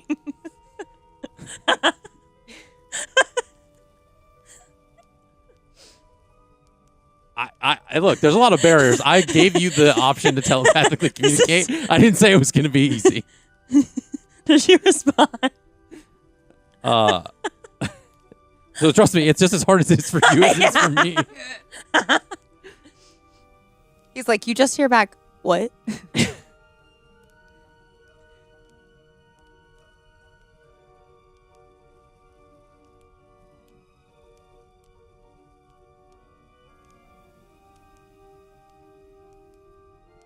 You hear what's and can. Okay. She's trying to like figure out. The missing words. No. What? She just says the same word over to see if like that gets through. All she hears is what. I think you said it like 15 times. I'm trying to get Elliana to figure this out like in like a logistical way. Give me a intelligence check. Okay. To see if you are picking up on what is happening. Do I still have my heroic inspiration? I'll allow it. Okay, I'm gonna roll that again. Did you say no, intelligence. Okay. 19. Okay. With the 19, you figure out that every fifth word is what she's hearing. That's what I needed. Okay. Now Ellie has to do the fucking math. Yep. Or I could just be fucking smart about it and say, tell, Ira. Like that. Like, just Yeah, that's one way to do it. That's great. 2, 2, 2, 2, 2. Spread.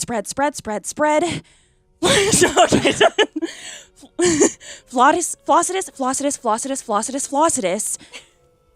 Very, very, very, very, very important.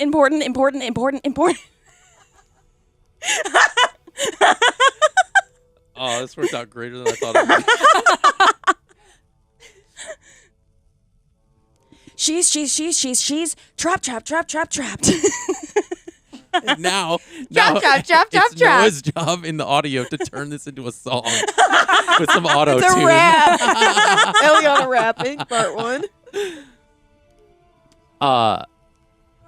That absolutely not. That will not be happening. Absolutely not. Maybe. I No. tell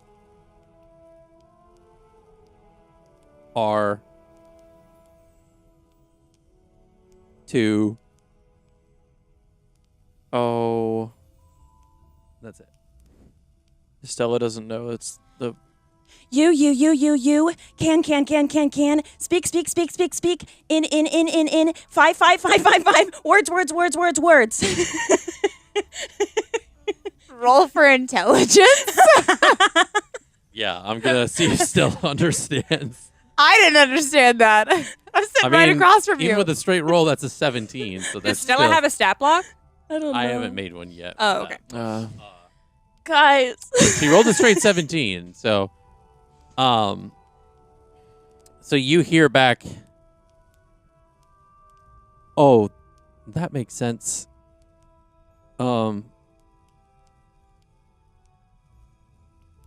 She Are says you okay? 5 times. That. Makes. I'm not gonna do that. Can I speak like normal since we've established this, or do you still want me to keep saying 5 words? Commit to the bit. For the rap. No. I'm. Yeah. Trap. In. Oh my god. Hey. Dream. Broken me. Imagine if you had to say purgatory. Purgatory. Saying it to a rhythm. That literally did sound like a Yeah, you can speak normally. No! Dang. Just takes me 5 times as long to say. I know it's still funny. Though. Yeah, and that makes it 5 times as funny. Oh my god. Funny.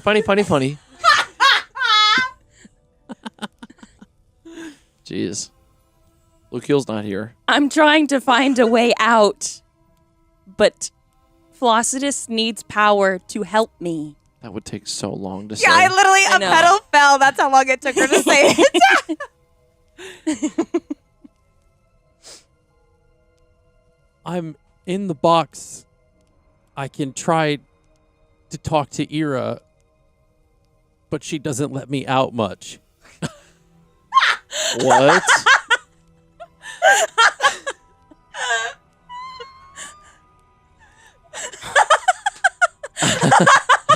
Oh my god. The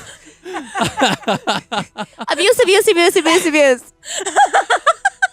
You're terrible at pet sitting. Technically, She's in a massive, like, basically. I know it's like a kinda- pocket dimension ecosystem. Yeah, so she has technically, like. She can hunt. She can play. She can I jump like around. to think She can. that Stella being is very like not necessarily like understanding of the social context of what she's saying. She's just like, yeah, I'm in the box, I'm fine, but I don't come out much. like almost indirectly insinuating that Ira's like a bad pet owner and like doesn't let their pet outside enough. They're just Is trapped Oyer inside. there? I know, can you hear No, tones during all she of this? lets him out. Wow. I needed him to hold up a tent, and then he went back in the box. Or at least she let him out once. I'm crying, y'all. This is amazing.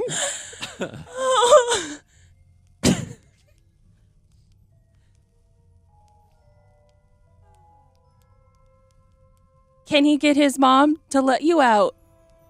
I can try.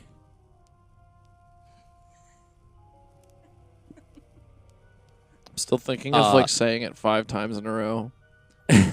Try. And back with the party as you guys have been riding for the time that you have, and you've reached the kind of the end of the 3rd day's journey. It is now nightfall once more. And as you guys settle in to make camp, to prepare, kind of get well rested for your journey finally into Luare. The next morning, this is where we're going to end here. Thank you so much for joining us here at Off the Beaten Quest. And yeah, big shout outs to Pocketbard for the great music. There was a lot of dramatic moments that the music kind of timed up, so it was really good. But as always, we thank you. Be sure to like and subscribe on all of our different social medias to stay up to date with what we are doing. And we will see you in the next episode. Bye. Bye, bye, bye, bye, bye. Oh my gosh.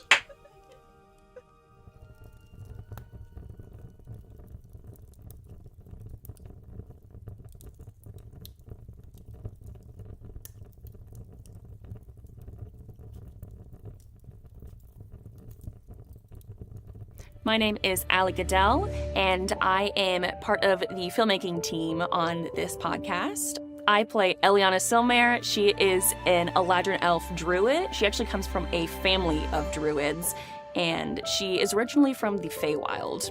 Her family worships a goddess named Florenia. This was her whole world, was Florenia, was learning about Florenia and the balance of nature and eliminating abominations and the balance of just the world in general.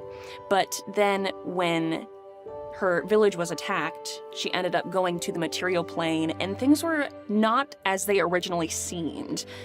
She kind of realized that she was indoctrinated as a child, and so as of right now, her character is still kind of naive, but she's constantly learning about the world around her and trying to figure out what her place is in the world when she finds out her whole religion has basically been a lie.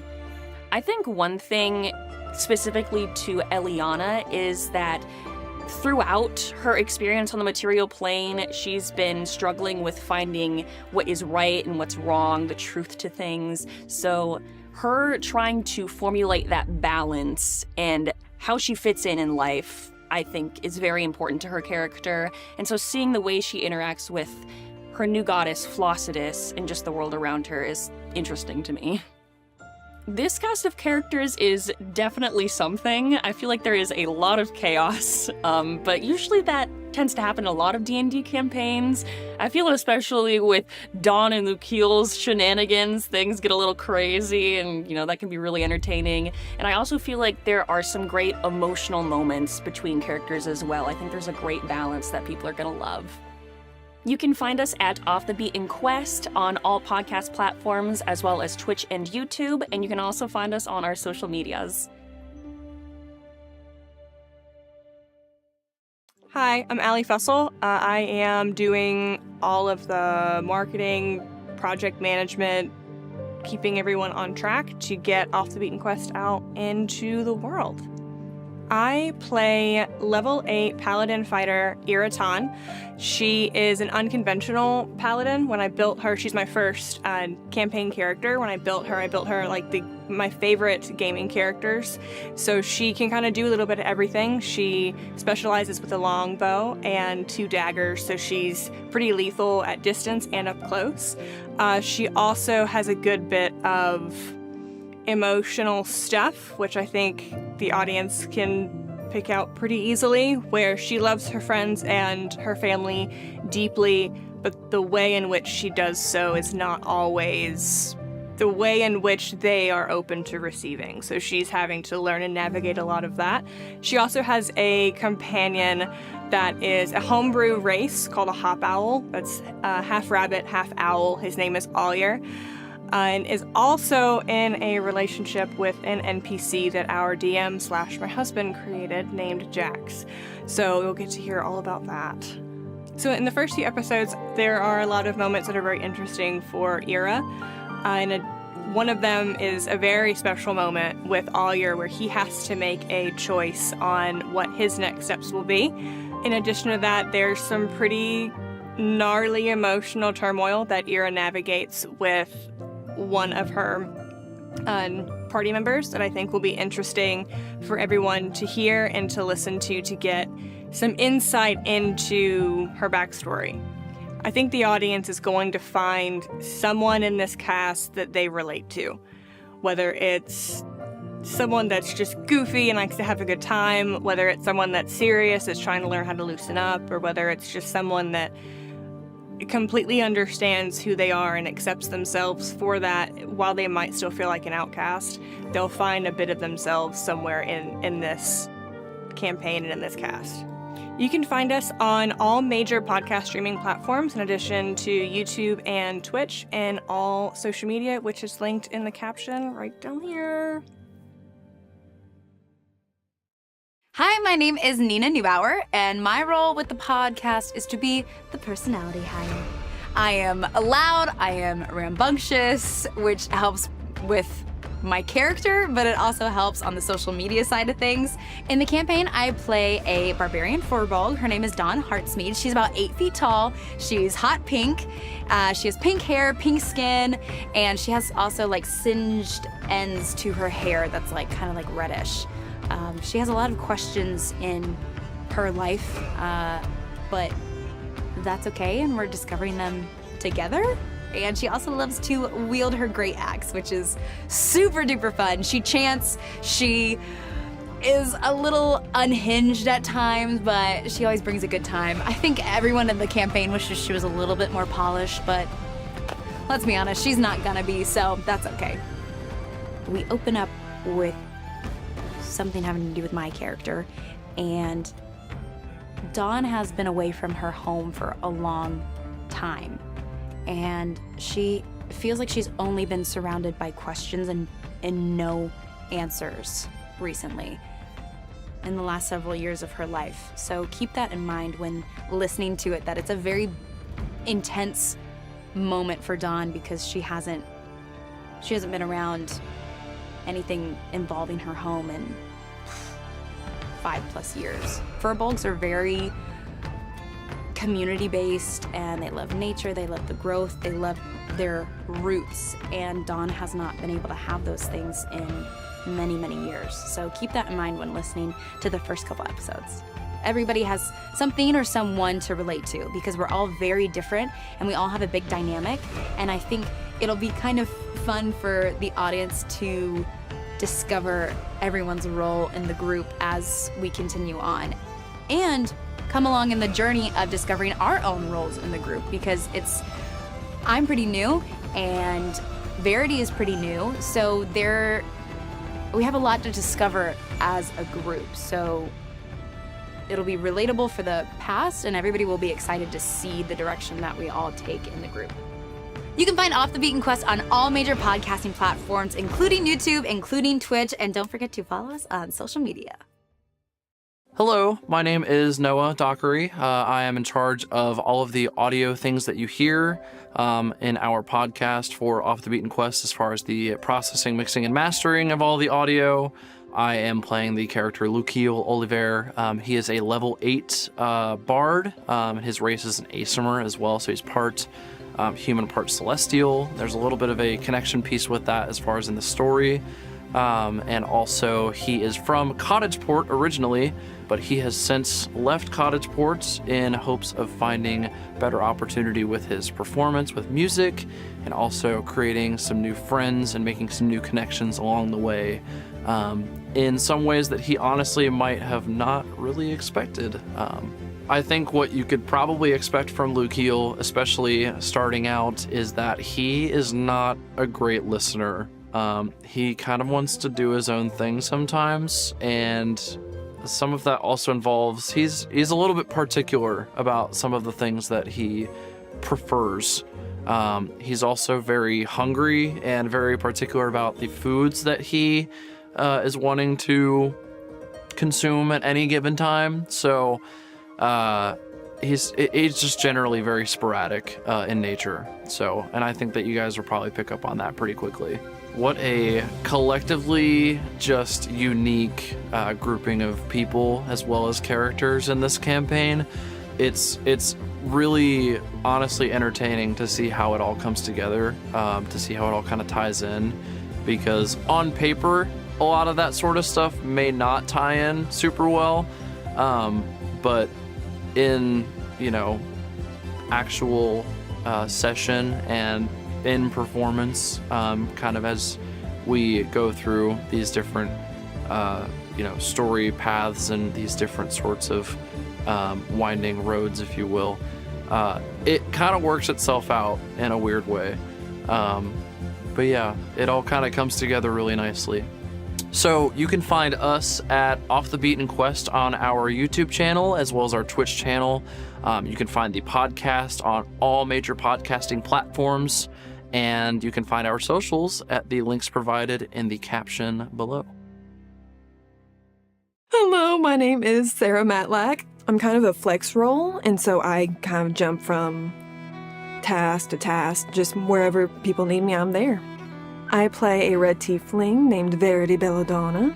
Verity is a rogue warlock, kind of in the trickster fiend area, which can make things quite interesting. Verity does have a mother and a little sister. Her mother is Ilma and her sister is Nadine. She also has the blue human eyes. One of the cool things about Verity is that she is showing as a tiefling, but her mother is actually human. And so one of the things that I wanted to make sure that we had for her character art and everything was that she had blue human eyes, just so we could have both representations of her father, who was a red tiefling, and her mother, who is human. We are a rowdy bunch, and I feel like with each character there is going to be someone you can connect to in a way.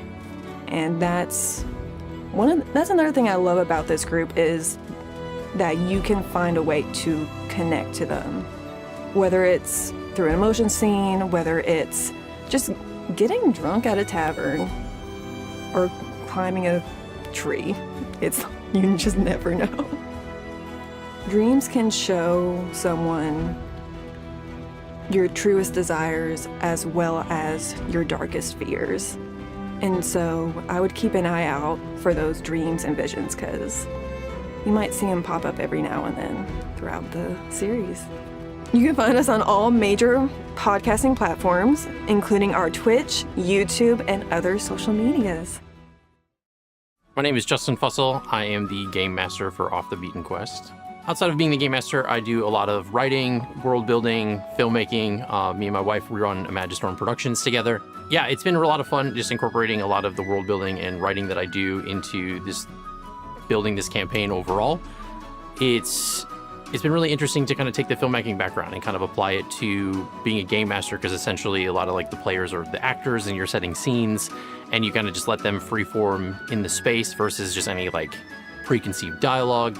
So it's a lot of fun just to kind of see, you put the situations in their hands and just kind of see what they come up with. I enjoy playing D&D with this group because they're like my found family. It's been, I love everybody that sits at this table. It's been a lot of fun to just be able to kind of build this world with them together.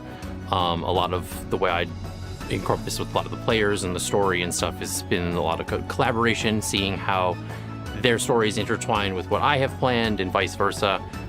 It's going to be a very interesting to see how the people receive everybody. Everybody's got its own different flair, and the way that this team is made up of very colorful characters, I think everybody's going to love them. They're going to find something to laugh with and have fun with, and it's going to be really good.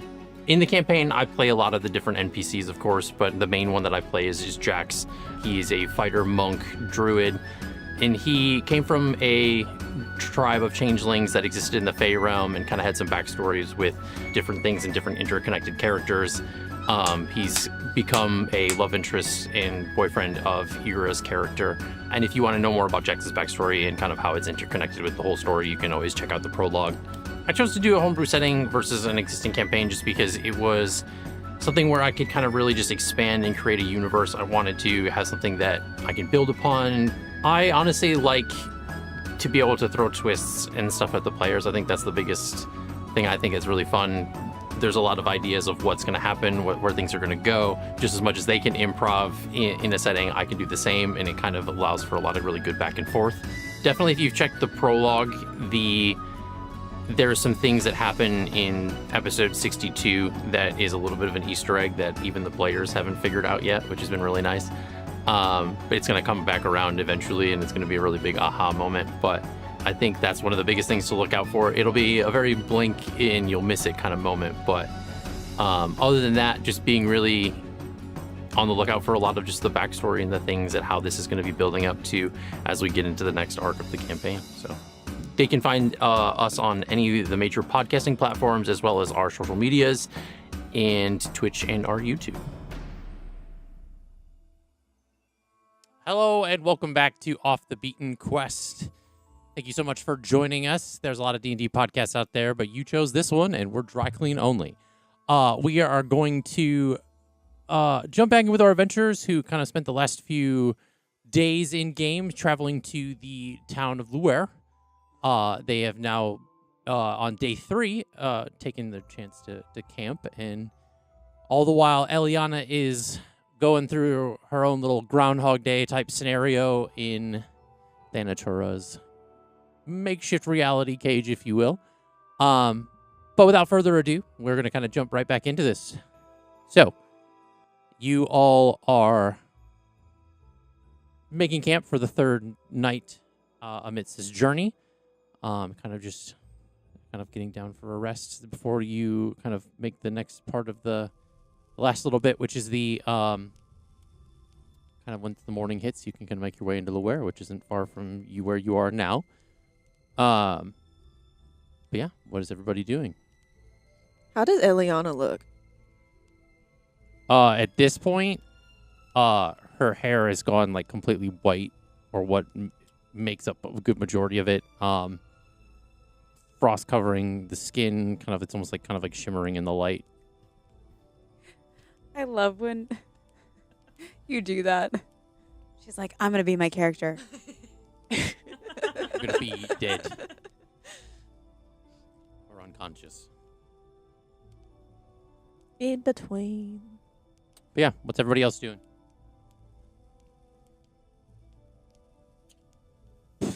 By the fire. Stressing over Elliana. One more time. I can't remember if I had started to build the tiny hut again. We haven't. No. No, We had we just finally got here and kind of settled in. I think that's it. The fire's already going too, because Jack's built. Okay, so Lukiel's then going to proceed to not use the spell slot for Leoman's tiny hut, but he's just going to start to do that. It's taking a duration of about 10 minutes to do. So, okay. Ira is feeling reminiscent after her conversation the night before with Dawn about her childhood horses and things, and so she's going to hang out with the horses for a bit. Oh. Okay. What did I name my horse again? Fifi? Fifi. Mm-hmm. Phoebe? Fifi. Fifi, I was right. And Verity? I imagine Verity is just sitting by the fire, fiddling with her knives. Or daggers, I should say. Okay. Elliana, go ahead and roll a d20 for me, please. Why is there a D6 in my D20 bag? Blasphemy. oh boy, It's the audacity. yeah. I know they're tiny, they're cute. Just Okay. like Elliana. I'm going to have you roll one more for me, please. We going deep.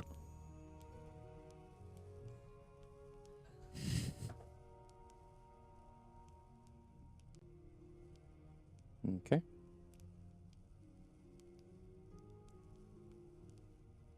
All right. She has a solid core. There you go. Versus a liquid core. Sorry, that's what I meant. She has a liquid. I know, I was like, wait, I was like, what? are all dice solid core? Yeah. I was like, Okay. I gotta see that now. All right. So, yeah, what is the game plan for as far as this camp evening? So Lukiel's looking around, and in relation to where the camp is, I would imagine that he's building the tiny hut probably around like maybe 20 to 25 feet from the fire itself. Yeah. But in relation to where the party is, where is Elliana? Dawn, did you set her down somewhere? Or? No. Okay. No. Do So you- you're just holding her? So Dawn's by the fire with Elliana Yeah. in hand. Okay. Do you take Elliana absolutely everywhere? I mean, do you set her down to go to the bathroom? That's my question. Yeah, I was That's like, my I question. don't like the way that. No. And what do you do? Just like prop her up to watch? No, I lay her down. And that's What? Jax. Oh, okay. I was like, No, I just set her by. She's fine. I just set her by the, where we're sitting. I just lay her down and then I come back. To I her. would hope you don't go to the bathroom where we're sitting. no. Okay, all right. I think all right, well, at sorry. least one of us would have noticed. I think so. Anyway. You're all like, oh, it's strange. I haven't seen Dawn go to the bathroom in 3 days. I would say that Lukiel is just kind of getting a closer look in on Eliana's condition of kind of what she's looking like and how she's like kind of progressed into like her further like sort of like frozen state and sort of like comatose like state.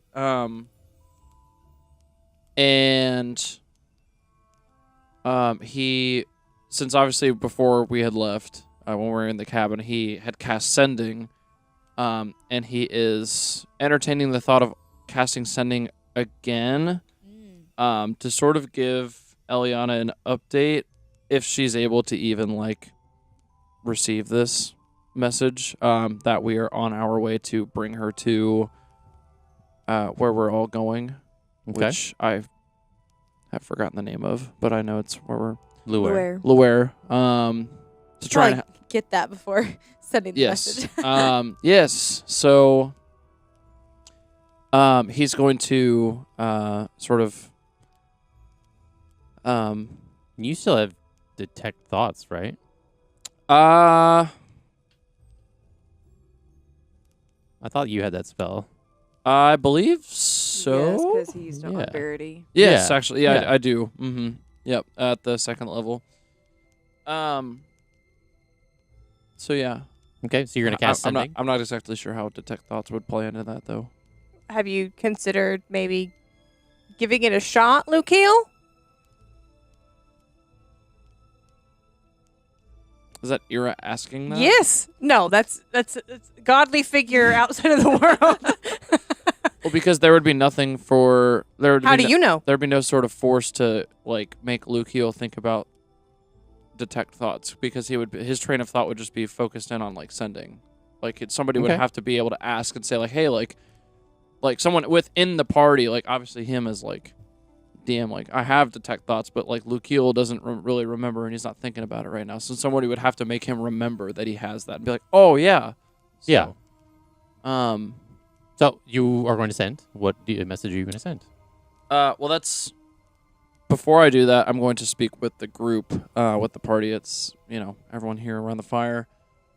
Hey guys, I just wanted to just ask you guys. I'm thinking about sending Elliana another message, and didn't know if there was anything that you guys wanted to have me place in the message to her, other than what I was going to place in there myself. I didn't know there's. What were you gonna put in there?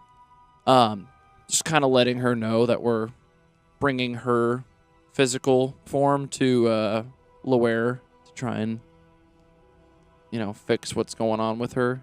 So we're about.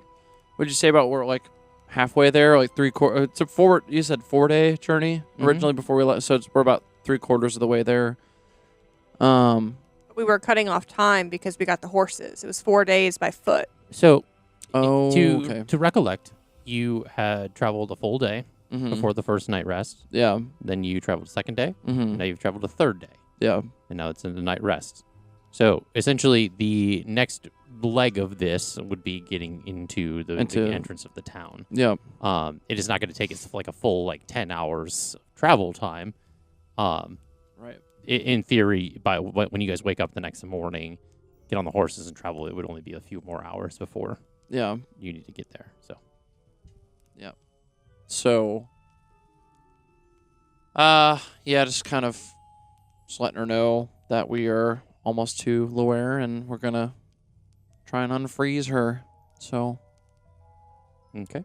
Hopefully we might get a response back from her potentially, and in regards to what she might have going on right now versus what she had going on before. So if anything's changed, we are aware or have been made aware by her. So before you send it, can I get Stella out in case there's she has some kind of a reaction that she might be able to tip you off that she's gotten the message. Talk to her before? Hmm? Didn't Stella communicate with her before? Or go there? Was that with the familiar Mm-hmm. But did she leave? Oh, because she woke up and said something about. She changed when we were at the lady's cabin. She said something about Elliana. Yeah. Everyone open to that? Everyone good with that? Yeah, so that she knows what's happening. Yeah, I don't see why not. So she pulls the box out, opens it. I would assume Allier would flutter out just because the box is open and he's crazy. Psycho. And then I guess Stella pops out. Mm-hmm. Yep. Stella comes out. She kind of does the fox bark. She's timid or anything, or she's kind of apparently I abuse her and keep her locked up in a box all day. Finally I'm out. She's I'm out barking of this fucking and kind box. of kind of going in circles and kind of moving around a lot. Oh. Does she look frantic? Yeah, in a sense. I better roll really freaking well on my perception check later. I'm gonna cast Speak with Animals. Okay. Whoa. Hello. Hi. Elliana, talk to me. What? Is she in there? Is she in here? She's pointing into the box. No, she sent me a message. It was weird. I only got a few words every so often, but it eventually turned into a concise message. Would you like to share with the team what? She's in some thing that Thanatura is doing. She keeps reliving the same thing over and over again. Okay. She said something about Flossidus in spreading Flossidus, or it could have been flossing. I don't remember. Probably Flossidus. Did she tell you why? Something about power. She needs power. Needs help. It was really weird. Spreading Velocitus? We're not about to go into this town and evangelize for Velocitus, are we? Mira's she goes back to whenever we first met Elliana, and Elliana was just this good little Church of Latter-day Saints good little evangelical girl. Yeah. But she also kind of realizes that she wouldn't ask without reason. Right. Likely. Right. This is a very strange way to. Did she tell you anything else? Get her point across? Like a way to help her, maybe? Get her out of where she is? That's all she said. I don't know anything else. Okay. Well, our game plan and why you're kind of here in danger. She looks around. It's dark outside. Lukiel is gonna try to send another message. Okay. And if you feel anything from Elliana, we want you to tell us. Any reaction on this side. Okay. Cool. That was easy. Okay. Baby. I can see her wagging her tail, and she's like slightly spinning this. Okay. But it's her tail's down. It's the low, nervous. Yeah. Yeah. Wag. Cutie. All right. So what are you going to say? Boy. Oh, wait, Lukiel. I also want you to tell her to hang in there. We're trying to not. We're trying to make it so that she doesn't have to hang in there. We're trying to get her out of there. Yeah. Right. Well, no. she's there The now. point of hang in there is like stay brave, Stay alive. like stay Wakil alive. just like does not understand like the expression. He's just like so like we're really just are- we're trying to get her out. We're not trying to keep her in. You really are just a pretty face, aren't you, Lucio? Because I feel like Dang. hang in there would be a pretty common. Lukia's like, I'm gonna try to not take complete offense to that. You're so logical, and it's so great, but just words of encouragement for her. So that You don't have to say the exact hang in there. Just encourage her to continue to push through the challenges she's facing inspire. with less words. Do you want to send the message? I'm not that magical. We already discussed this. Inspire her. Inspire her! Verity. How would I inspire somebody on a different plane? You've already done it, but you didn't realize you did it. Maybe play some music We don't know again while you're sending the sending. Yeah. Sending in a song. That's so good. I don't Can you know if that send? would really pertain to the Do the tune of Journeys Don't Stop Believing. Sing a song.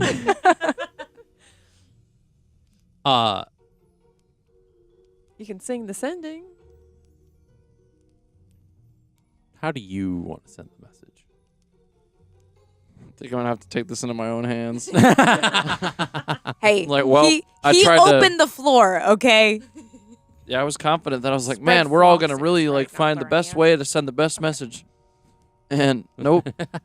So cool. Right, 25 words. I don't have to specify that it's me sending the message. No, do she I? knows it's My you. first 3 words don't have to say this is Lukiel, right? No, she knows it's you. yeah. Perfect. Because that would seem like a waste.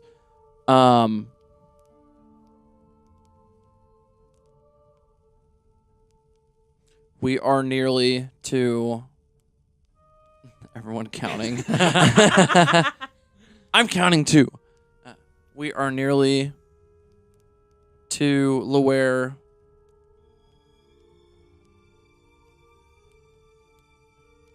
We are going to do everything in our power to bring you back to us. Don't lose hope. Stay strong. Pony boy. Excuse Doesn't me? get the last part of No. that. What? It's already 25. I get that. No, let's stay wait, golden, Pony Boy. Oh, I was trying to think of that this whole time, and doesn't he die? Well, Anyway, yeah. so Shit. I'm gonna have you roll an Arcana check. Okay. Can I guide him? That's when he's dying, No. doesn't he? What? It has to do with his sending spell, so you can't guide in that. Womp womp. Okay. I guided The him womp before. womp. I guided him last time. Did you just say womp womp? Sure. Yeah, add a D4. Thank God. Because I guided you last time. Oh, nat 20.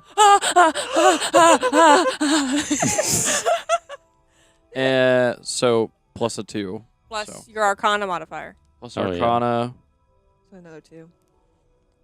20. So 24. But since it's a nat 20, that's critical. So, It doesn't go through. No, I'm just kidding. bro, I'm like, what is the? Riot.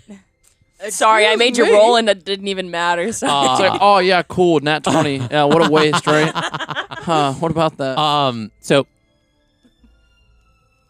you send this Ridiculous. message, and What are you going to do afterwards? Pray. Patiently wait for a Patiently wait. response. I'm not gonna be like, Okay. man, I wonder when they're gonna send the response. What's for dinner?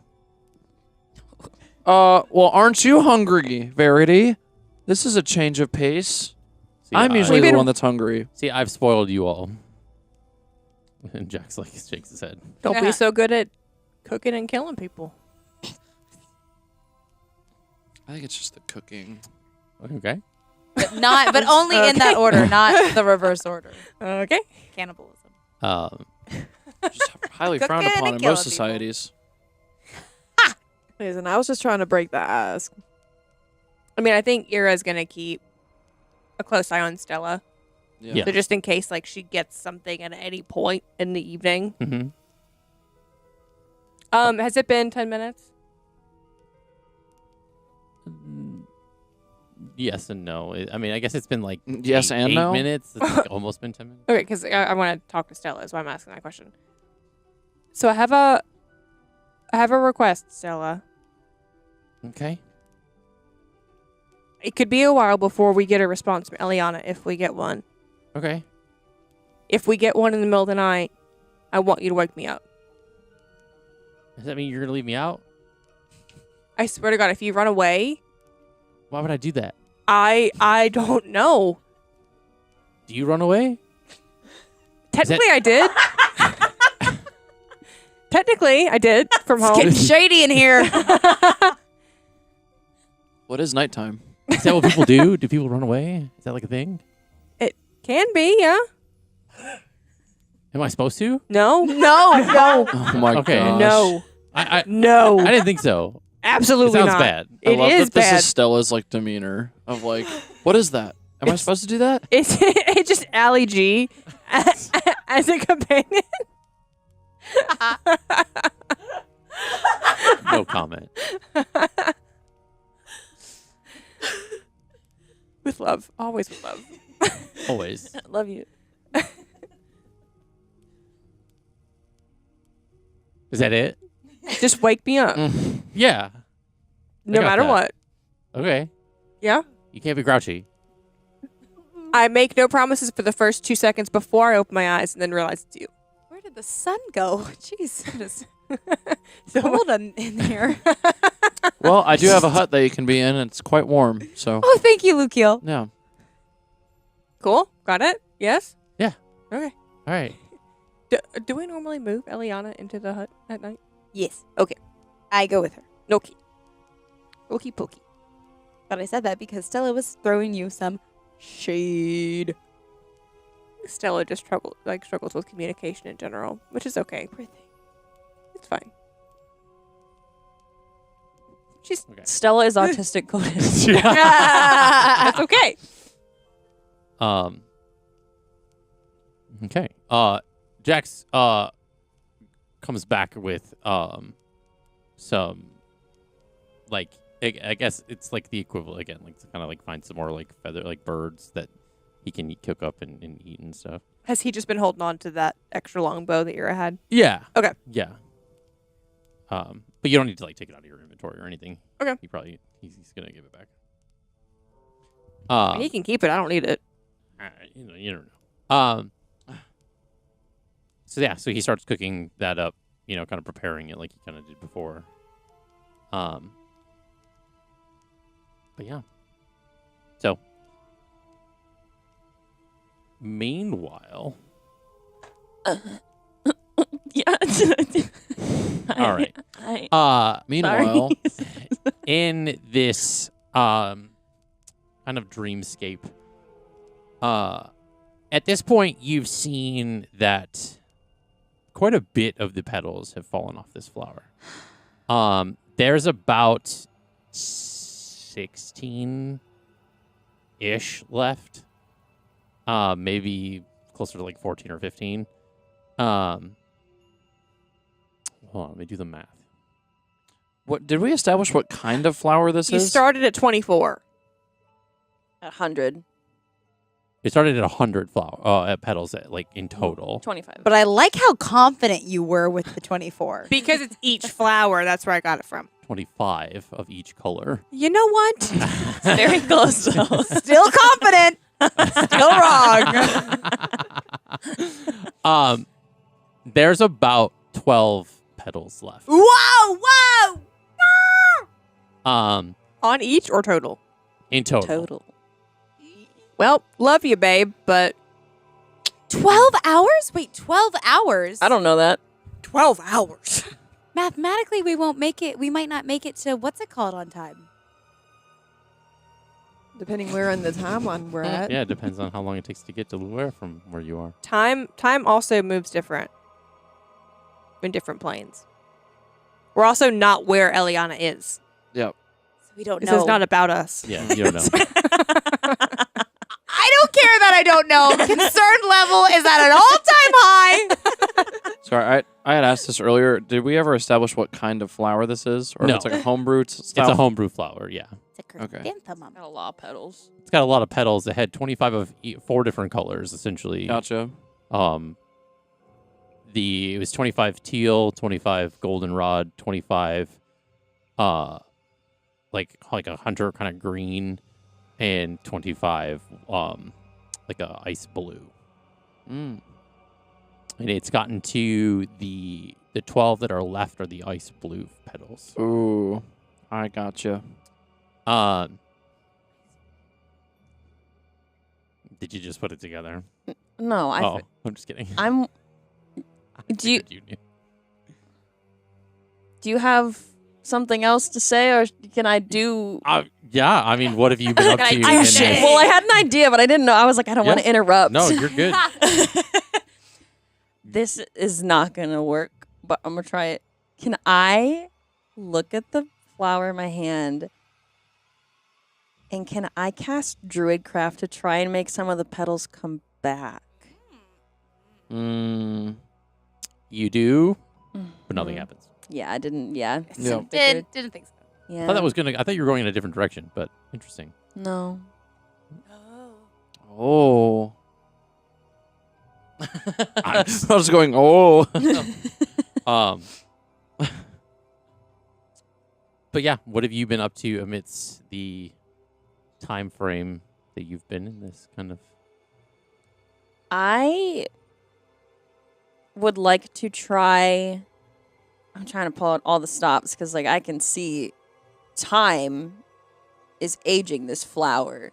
Yeah. And that is not a good sign. I don't know what it means, but I'm losing a lot of petals and doesn't seem great. I'm going to try to cast, because of what I've heard from Luke Keel's one message, Mhm. the first message I got, that I'm, like, unconscious and, like, I'm going to try cast Spare the Dying on myself in this plane and see if that does anything. It's definitely not anything that we have. I wish I had that spell. Interesting. Uh-huh. Remind me again that's not the one where you like fall to 0. Choose a creature within range. So myself, I'm in range. That has, but this is where it, depending on how you rule it, that has 0 hit points and isn't dead. The creature becomes stable. Oh. Yeah, that would have no effect in what Damn. you're doing right now. Gotcha. I have pulled out a lot of stops and it hasn't really been super effective. I'm going to try changing into a bird with my wild shape. Yes. Okay. And Whoa. I'm going to try and stretch the confines of this plane and see how far I can fly up, if there's like a barrier I hit or like Oh my something. God. Like trying to see if I'm like confined in this area, if there's somehow an exit out in the sky or something. That's thinking outside the box, dude. I'm trying to get My outside gosh. of the box. Yeah, definitely. Literally. So you Like an electric fence. you use your wild shape to turn into this like to a bird. Yes. As you transform into this bird, you are immediately met with, as like your body begins to kind of like contort and shape Mhm. into this, like feathers growing and things like that. The feathers immediately fall off. Oh! And essentially, so does Mm. like all the other muscle tissue and everything else, so that you are just like a skeleton of a bird. And then all of a sudden, the bones crumple before you are popped right back into Eliana's form. Whoa. Mm. She like shakes that. herself out and it's like, It's as if the Well? the bird kind of like rapidly aged, like in a very quick matter of speaking.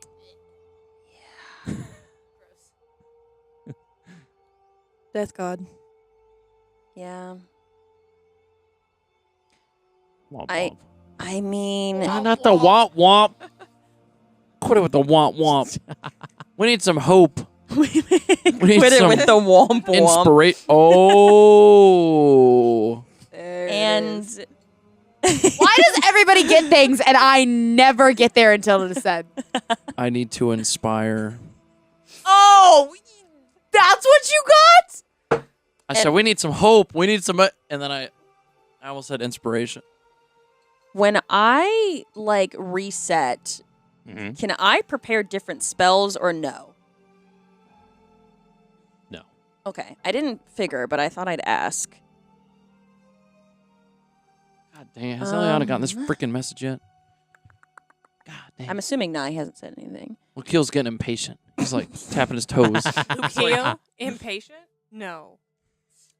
I'm going to just walk out and like I'm going to walk out of the house like into the destruction of like everything happening around me. Mm-hmm. And I'm just going to start shouting to the townspeople that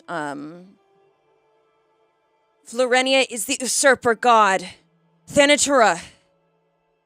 And just like shouting that out, like trying to expose her to these people. Like she does not know what else to do. As you walk out into the street, As people are dying around me. but- you exit the house, and it's like kind of almost like as you go past the threshold, you find yourself in your autumn form, Mhm. and you are seeing the destruction and chaos that you had saw in the second like kind of memory of all this. And you're seeing that nobody around you can hear you or understand what you're saying. And you're seeing the same kind of image of your like mothers and sister kind of dealing with Thanatura, and your sister coming back in this like starry form and pulling your two mothers through the like kind of like starry dimension door and escaping, or at least leaving this area. And with this door, Mm-hmm. can I try to slip through it before it closes? Make a athletics check. Okay. I think like to see how fast you can run. Maybe Acrobatics check? You gonna like somersault there? She does have Misty Step. Let's see. Full half spring. It was like I Or could back utilize. handspring. I thought about utilizing that as well. I wasn't sure if I'd be able to get there. What's my athletics? That's a flat 13, and then yeah, like if it takes it, I will also do a misty step to get there. Okay. So you make it to this door just before it closes, and you kind of try to go through. Mm-hmm. As you end up through the door, you find yourself 500 feet away from this space Okay. where your mothers and sister kind of have came out the other side, and you see them kind of like limping, and kind of like trying to like kind of like slowly moving through the like now twilight domain to where they've gotten into. Whoa. Okay. And they're slowly kind of making their way through as they encroach upon a field of tall grass.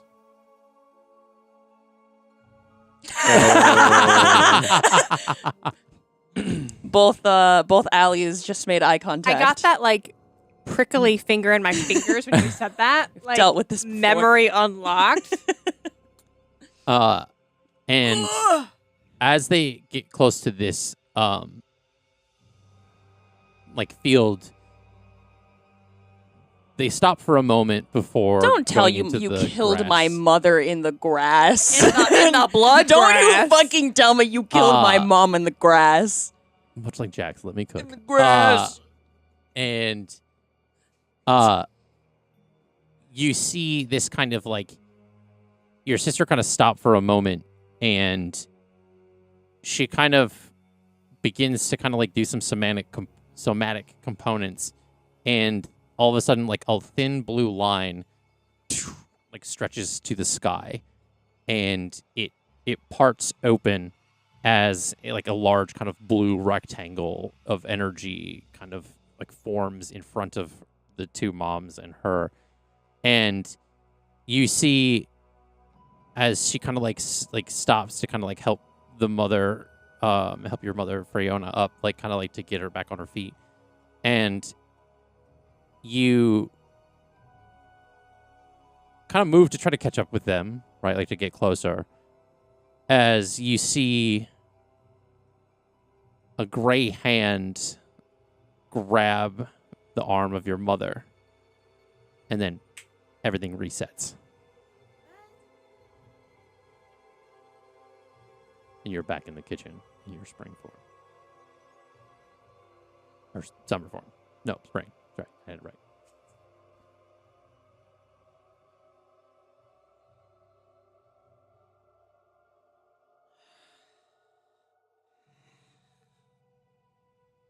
And as you're reeling from this, a message from Yeah. Lukiel Hey. comes through in your head. Yay! And I have a question for you after this message. For DM, not for Elliana. Okay. After these messages. So the message comes through and you hear what he said. Which was, we're on our way to Luare. Luare. And we're going to try to unfreeze you and bring you back. I guess. Don't know how to get out.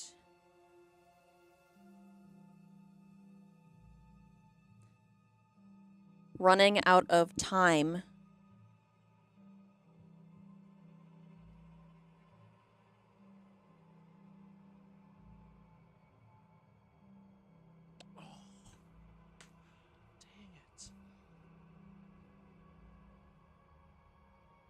This isn't what I'm thinking that I'm going to try and do is not going to work. Florania is ciphering Flossidus's power. Siphon. Siphoning. What did I say? Cipher. I was like decoding. Siphoning her power.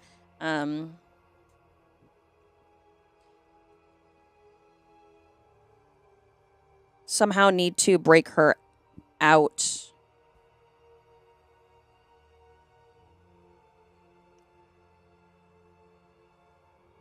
I love you guys.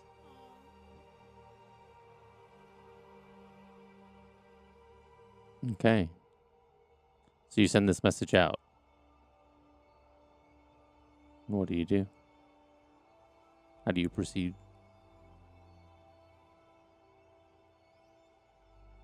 She's going to look down at this flower in her hand.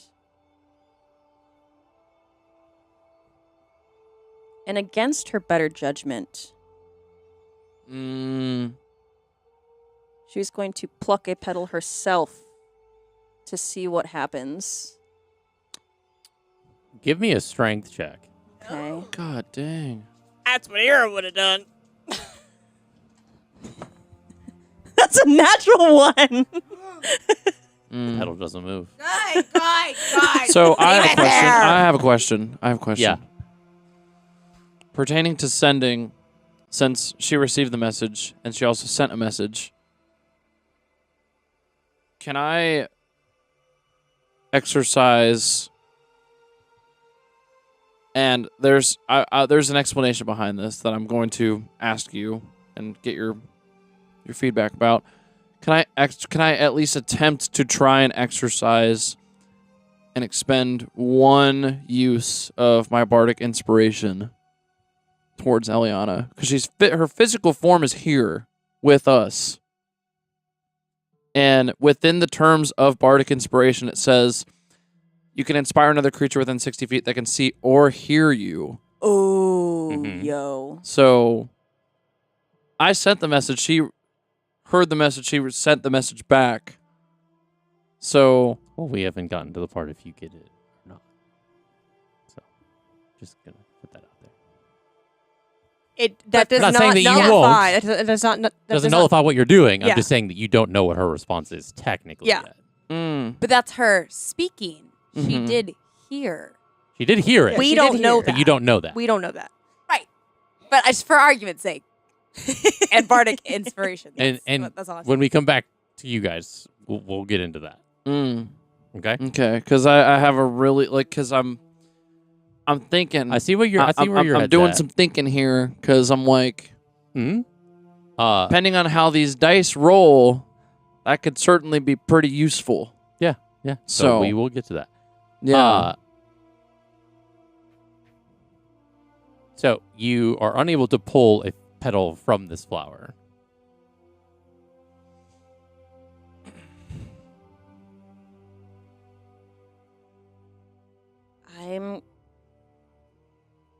She feels like she's tried so much and has not gotten very far, and she's just going to. It felt like it was doing something. It felt like something was happening when she was at least trying to like draw out these constellations. She's going to go back and do this again, but in her head, she's, I guess out loud almost, she's going to be like, Placidus, please, can you tell me what to do to save the both of us? I'm trying. As you draw these constellations, each star you put on the paper, and you kind of like, as you finish the constellation, you put it up on the wall. As you go down to write the next one, the stars on the one that you just drew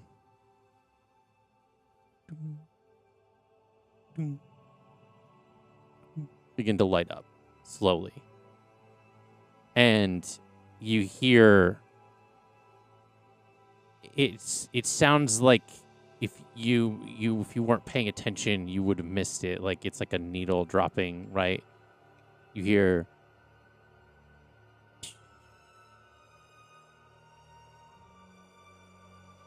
faintly in the mist. I kind of figured a little bit, but I was like, Elliana would know how to do that. But now.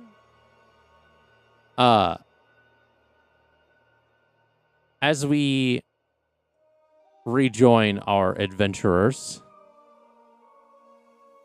So you were asking about the bardic inspiration. Yes, I was. What do you say to attempt to inspire Elliana? Oh. I think that what would really strike a chord with her would probably be something really positive in relation to in relation to Stella. Okay. And something like some sort of like she's like watching over her and she's like keeping her safe while she's going through what she's going through, and just being like, she's like like Stella is like acting as like a guardian angel of sorts for her. Okay. Go ahead and oh boy, I'll let you do a performance check with this one.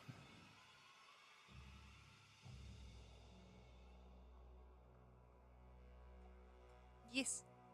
with Guide. If I'm allowed to guide. Yeah. The broken English. Yes. Okay.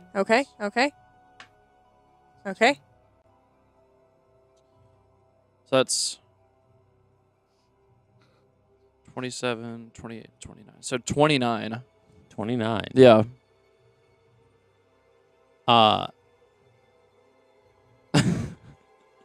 Let's go, The- Lucio. Lukiel uses this, like, the words of hope and talking on how Stella is there, kind of watching over as much as the rest of the party is watching over. And you feel, as you're writing these constellations, a wave of kind of energy that almost feels like it's amplifying the constellations that you're drawing. As if these constellations are reaching out somewhere that you cannot see. And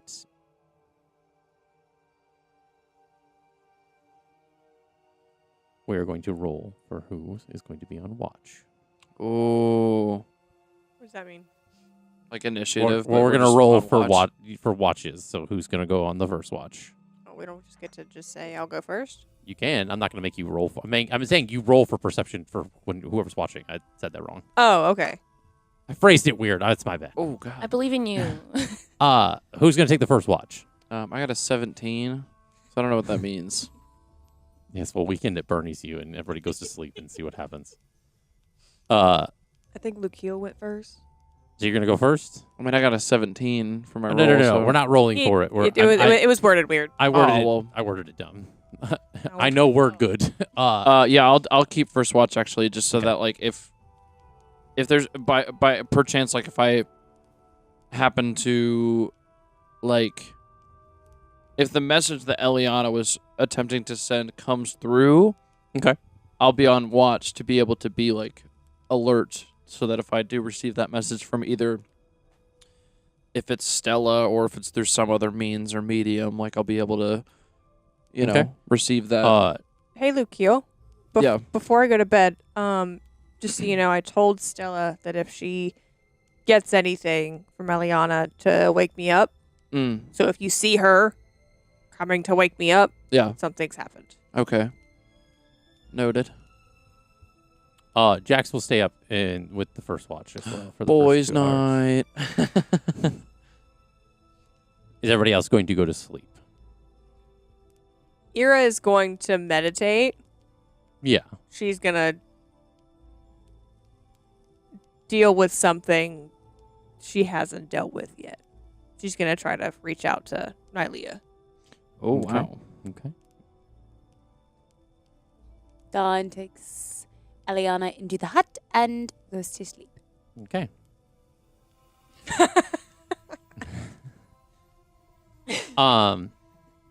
Verity's gonna sleep too. Okay. So the rest of you are going to go to sleep and / meditate. Lukiel's going to expend a ration from his... I love that you're keeping up with that. Yeah. Using them rations, man. Because I was like, man, if I'm out on watch, I'm going to be sitting out here for a while. I'm like, you know, some snacks would be cool, you know, having some jerky or like something like that would be... So, yeah, I'm going to take one of those out of Okay. my inventory. So we will roll for perception to see what happens on this 2 hours. Oh, boy. You already rolled a 17. Yeah. Okay. Oh, you said perception? Yeah. Well, I mean, my modifier is a 7, so it's a 9. It's a But 9. it's not great, but it's not like the worst. Jax so- rolled a 17. Oh, well. So combined. Did Jax roll a 17 or did So- Cole roll a 17? So for consistency's sake, if our perception roll is like way lower than our passive perception, should we just take the passive perception or should we just stick with the roll? It's not always the case. Okay. I've never understood what the difference is in when to use what, to be honest. It's in theory the way you're talking about it makes sense, right? That even if you like are trying to see something, Right. and If you don't, just naturally but you perceive will things stay better. aware Yeah. of things. Yeah. A lot of it is like something where like if you're trying to be snuck up on or something like that, or somebody tries to pickpocket you, you Gotcha. are kind of always just passively aware Just like of. awareness. Yeah. Yeah, a passive check is a special kind of ability check that doesn't involve any die rolls. Such a check can represent the average result for a task done repeatedly, such as searching for secret doors over and over again, or can be used when the DM wants to secretly determine whether the characters succeed at something without rolling dice, such as noticing a hidden monster. So basically, no. For this case, since it's not like a repeated thing, it's just like a one. Okay. Essentially, it's something where like, I don't see shit then. yeah, but Jax is keeping a good watch. Sweet. I mean, so snacks. This 2-hour stint is uneventful Damn it. and goes That's not off what I wanted. without a hitch. But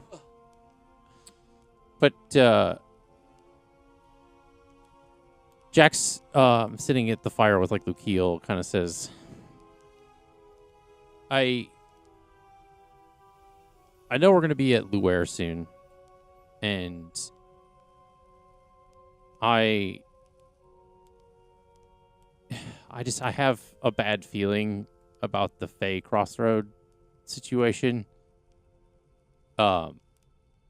If there is one in this town, Why would there not be? well, they don't happen everywhere. They kind of move around and are in different places. It's a good way of people to get to and from the Fey realm, which is kind of what I'm worried about. If that's the case, then I just hope that I'm wrong. I also hope that you're wrong. So It just brings up a lot of stuff. And yeah, it could certainly flip our plan completely upside down on its head. So, well, it takes a skill, like a thing to access it, right? So it's not something where you can just walk into it on it. You kind of have to open it. But people know how to do that, and it's those people that I'm hoping are not near this one, at least. Okay. It's just family stuff, I guess. Like your family? I guess you could call it that. Okay, so, but we're here to unfreeze Elliana, though. So. And it was told that her sister could potentially have gotten to Luare from a Fey Crossroad. So. Okay. If there's a bridge, I just hope that certain people haven't crossed it. Let's put it that way. And what if they have? I guess we'll have to find out. When we get there? We'll cross that bridge when we come to it. We will. It's just, I guess what I'm trying to say is that it's important to try and stay hopeful in this time so that we know, Yeah. the morale doesn't, we don't start losing out hope. We're like, well, what's the point? This could happen, this could happen, this could be this could be that. It's like, and he says under his breath, you can roll for perception if you want to try to hear. oh it. yeah, definitely. Let's just hope we don't lose more than that.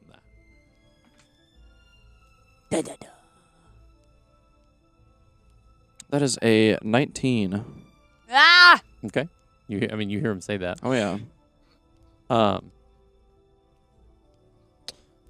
What sorry, can you repeat that? What are you saying? Hello?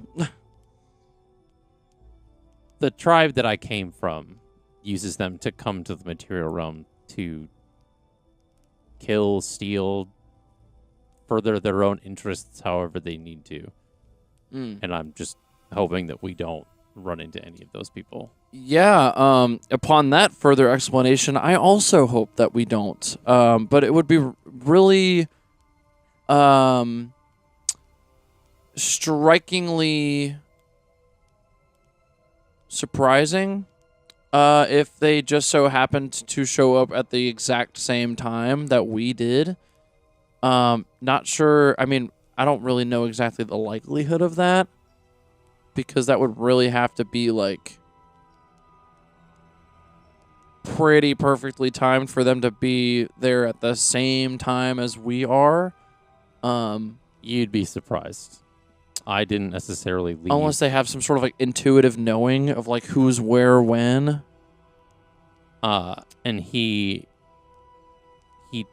kind of like turns his head and he lifts up the hair on the back of his head. And you see this like kind of almost like a scar. And it's a sigil that is carved into the back of his neck. And So I'm not really sure what a sigil the is. sigil's like a symbol. Oh. Give me an Arcana check. Oh wow. Okay. Boy, my Arcana modifier is only a +2, so let's hope we roll high. No, we didn't. We got a 5. So A 5. Yep, I've not seen this shit You in my recognize life. the symbol as a school of magic symbol, but you don't know which one. So that then prompts me to be like, what's got going on right here? This is a location talisman. So you have a tracker on you, is what you're saying? In this matter of speaking, I guess. We're gonna have to leave you behind. Goodness. No. Typically, Well, clearly you're a pretty dangerous asset to our operation right now because they could be. What are we? Black Ops? She's meditating. No. Typically, they can't find me without being in a certain proximity. But it's something that our tribe, each of us have one to keep track of each other. And it's not something that we can just remove. It feels like, gosh, I have so many questions, but I don't have the capacity to ask all these questions, and you probably don't have the capacity to answer all these questions. Gosh. Just So if there are people from your tribe that are there, how close are we going to be having to get to them for them to be knowing where you are? it's usually a couple hundred feet. But Okay. yeah, especially if they haven't came over from the Fey realm in a long time, there's not a likelihood that they'll know. Well, when was the last time that they did? Do Do you know? I mean, not long before I left, but that was quite a bit ago. Okay. And what do you recall the frequency in which they would be going there?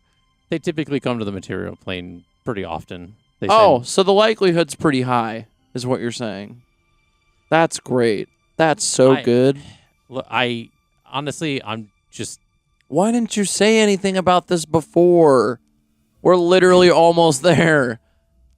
You could have stayed at the cabin with the weird lady. Why do you think I got so pissed off when somebody mentioned it on the boat? That there was a Fey crossroads that we were going to be coming across. I don't know. Dude, you know that I need, you got to tell me straight up. I'm not just going to be, that's connecting why I'm dots like that. telling you now. Well, dude. I want you, just promise me to have my back. And then if something happens.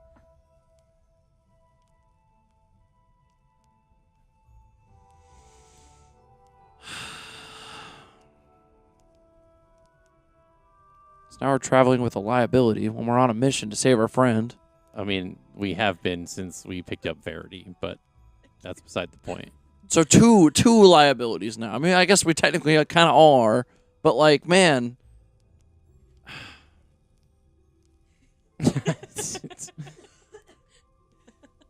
I wish it would have just been more direct, man. I don't. Well, I mean, not many of us are forthcoming with our past, to be honest. So. What do you mean? I'm not forthright with my past? Just everybody in general. Just kind of. Well, it just kind of seemed like it's more or less like you're making that a point to highlight that I'm not. It feels no, like. I'm just saying everybody doesn't. When it talks about a lot of stuff. It's baggage, man. We all carry stuff. I know. Carrying about 87 pounds of it right now, so. Well, it was a pleasure confiding in you. Yeah, I'm not.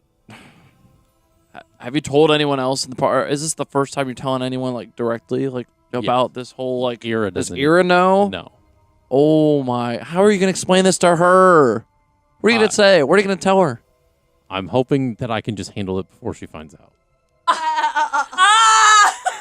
So, but we're not trying to be keeping. We're not trying to keep secrets. And I'm honestly kind of offended that you've been keeping this a secret from me. Because I'm like, man, like boys' night, man. Like, come on. Like, we've bonded and we've talked and we've been... Says the guy who took how long to tell us that some imaginary secret person was following you around this entire time? Okay, but that's not a location tracker on the back of my neck that could put my entire team in danger. How do you know? Because you're telling me this right now and you're telling the implications of what this means. How do you know that this imaginary friend of yours isn't up to something? How do you know? How does anyone know? Exactly. I don't know. No one knows. How loud are they being? I was about to say, like, I feel like Because breathing Ira voices. is just meditating. She's not asleep. You can make a perception check. Oh, man. can I also make You a can make a This would comment. fucking... Oh, my God. Please. That would be incredible for Jax to be found out right now. Natural 20? Oh! All right. Wow. So yeah, I mean, you Let's get overhear spicy. a commotion. Oh, boy. Yeah. And do I like how have you some rolled your stuff to be guidance telling as if you Nira? can guide yourself when you're meditating. It didn't matter that you rolled that 20. That's 20. Man, Plus 7 plus 1. It's 28 total. So you Jax is not going to like this. are paying attention to the fact Shouldn't have that been so goddamn loud. Lucio was raising his voice amidst all of this. As he do you does. try to roll for perception? I would love You're sleeping outside, so I don't boy. think. The whole... That is also a natural 20. Hey, no way. Plus Oh 8, so my that's a 28. gosh. So 28. Let's go. All right. What are the odds, man? Okay. It's almost like this is a very important turning point in this whole entire plot line of this whole entire journey that we're on right now. Dawn That's- was not. I don't care. I want to sleep, but for the plot, I'm gonna roll. So you're going to take a level of exhaustion? Technically, For the- she can I be know, up I'm for just- 2 hours. for the You sake just of- can't take a watch. Yeah, Yeah. I'm just rolling to see what happens. Honestly, I hope I don't wake up. Do not. We're in the Oh. clear. Well, what's your Oh. perception, though? Yeah. The 17. 17. Dawn does not wake up. Oh, thank God. Damn. Deal with this on your own, kids. I feel like Oh, she, we like, s- stirs a little. Yeah, she just kind of like grabs Elliana like a teddy bear and just kind of rolls back to sleep. Yeah. Yes.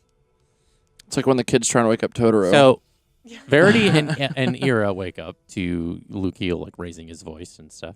Ira boy. is frustrated because she's trying to, like, Yep. do something. Yep. Mm-hmm. Oh, boy. What is the problem? Oh. You want to know what the problem is? Yes. She Well- looks at Jackson, just makes, like, just eye contact. Like,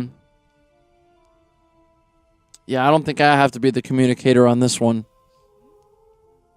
It's nothing. But is it, though? Is it nothing?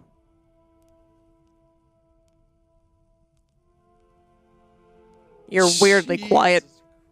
God, this is so intense. Oh, my goodness. y'all were really loud. Yeah. Why? Lucio got overly enthusiastic. Nope. That didn't sound like I it. am overly concerned, actually, at the moment. We gonna do a And little. I think that is something that Ira deserves to know why I am overly concerned. This isn't one of and my... no, she like sighs, and then looks at Drax because in her head she's also very female, and she's like, "Oh, well, that's another good one gone. He cheated." Oh no. That's because she's female. She's not gonna think it's something, you know. Bless. Honestly, yeah. To be fair, the way Lucille's like explaining it, I'd be like, Yeah, Yeah. Ira deserves to know. Or she Yeah. deserves to know what? Oh, I mean, Jesus. you can make an insight check. I don't want to make an insight check. Okay, you can just assume that's fine. So what's the issue? She's kind of hoping they'll just be freaking men. Say it. Whatever the problem is. So... Was your dinner like undercooked or something? Well... think that our friend Jax here has a little something to show you on his neck. Did you get a new tattoo? I feel like Not exactly. I feel like that's like you would know that that's there, Yeah. but maybe you would never have known what it was. Yeah, it's possible like Ira has seen it, but she just because he has like tattoo sleeves. Mhm. that Well, and he she also has never. like his hair's like longer. It has like so it's not like not like mine. Dude's got a where it's, rat tail.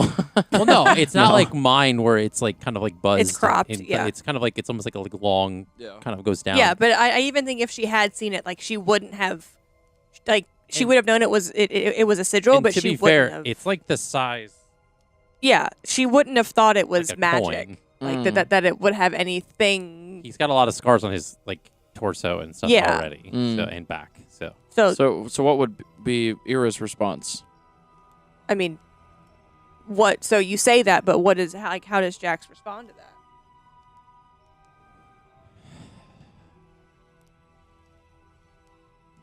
the scar on my neck, and Okay, he like, kind of like shows. Uh-huh. You've and- had that. That's not new.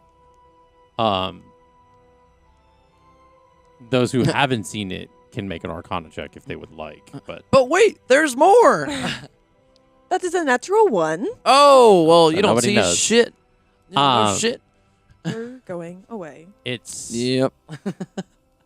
Damn, I saw you drop that right in there, like so, like disappointedly. Went from a natural 20 to a natural Oh one. my gosh, the duality. Well, She's balanced. it's a location talisman. From My tribe. the super crazy, insane ones that abuse the hell out of you and you. Yeah. That tracks. That's kind of why I wasn't thrilled that we were going to be near a crossroad again. That makes sense. Um, Why are you panicking? She looks at Lucio. Why are you panicking? You haven't met his tribe, so like you don't understand Yeah, but why? Okay. how like bad shit these people are. Yeah, and we're about to walk into a very good chance of potentially running into them. Apparently, What's- again. What's the actual likelihood? if Oh, they're- apparently it's really good. Can, Well- okay, hey, One second. love you. I'm talking to Jax. you know What's the actual how likelihood? often they come to the material, right? They send people, they send teams all the time. Mm-hmm. If they're within a few hundred feet of me, they can. We all have it. They all do it to keep track of each other. Well, what's to say that the crossroads is even still in Luare? That's why I was just trying to say that if it comes up, to have my back, Oh, because okay. I'll handle it before it becomes a problem. Why didn't you say something? Because there's bigger things at hand. Yeah, but like, I'm more than happy to just take these people out. And so am I, and I can handle it. I know, but like, It's my mess. I'm gonna clean it up. What was it that y'all told me in the tavern? I didn't say anything. This is my curse. Share the burden, I believe. I believe Mm. Dawn said it. Dawn's asleep. She is. But the words remain. It Well- wasn't your guys' burden to bear in the first place. Well, it became my burden to bear the second we stepped foot in the Feywild, and you had to save us because we were dying from grass. Who dies from grass? Did y'all have an allergic reaction? It like No, it's- sticks you in the legs It's blood grass. and like sucks your blood out from you. It's the worst. 0 out of 10. Anyway, No. This is fun. I would like to roll to see if I wake up. Oh. I do not wake up. Damn. Well, dear, sleeping like a rock. I need you to know. I get why you didn't say anything, Lucio. I need you to understand that just because we're together doesn't mean I'm entitled to every single one of his secrets. So there are probably still things about him I don't know. There are still things about me that he doesn't know yet. So I understand why you're concerned. I do. Why would you not tell your partner everything? Like, why would you not just be upfront and honest? Do you have... Okay, so there's stuff that just hasn't come up, and that doesn't seem... We haven't been near a fake crossroads since we left where I go to school. And to be honest, he hasn't been near a fake crossroads since then when he left without saying anything to his tribe. Yeah. He's not hiding stuff from me. It's just probably wasn't relevant until now, right? I didn't think it would be for a while. So Just never got the hint that that was anything that would have been a connecting piece to where we're going and what we're trying to do now. and And it's relevant and it's come up because you thankfully were loud as mess for some reason, and I woke up and I got pulled out of my meditation. So I because appreciate... we're already running out of time and Elliana's in trouble, and this is just going to add to what we have going on, and we could potentially lose Elliana, and I'm not trying to have that happen. And then what will happen then is we will send you and Dawn with Elliana to where she needs to go to get what she needs, and then me, Jax, and Verity will stay back and handle if there is a threat. However, it sounds like the likelihood of that happening is pretty small. So I'm going to plan for the things that are likely to actually happen. The biggest one being is getting Elliana where we need to go tomorrow. Getting Okay, I her thought to that's- whoever the person is we got to get to. Well, right, I'm not worrying about the potential of something that might happen when it probably won't.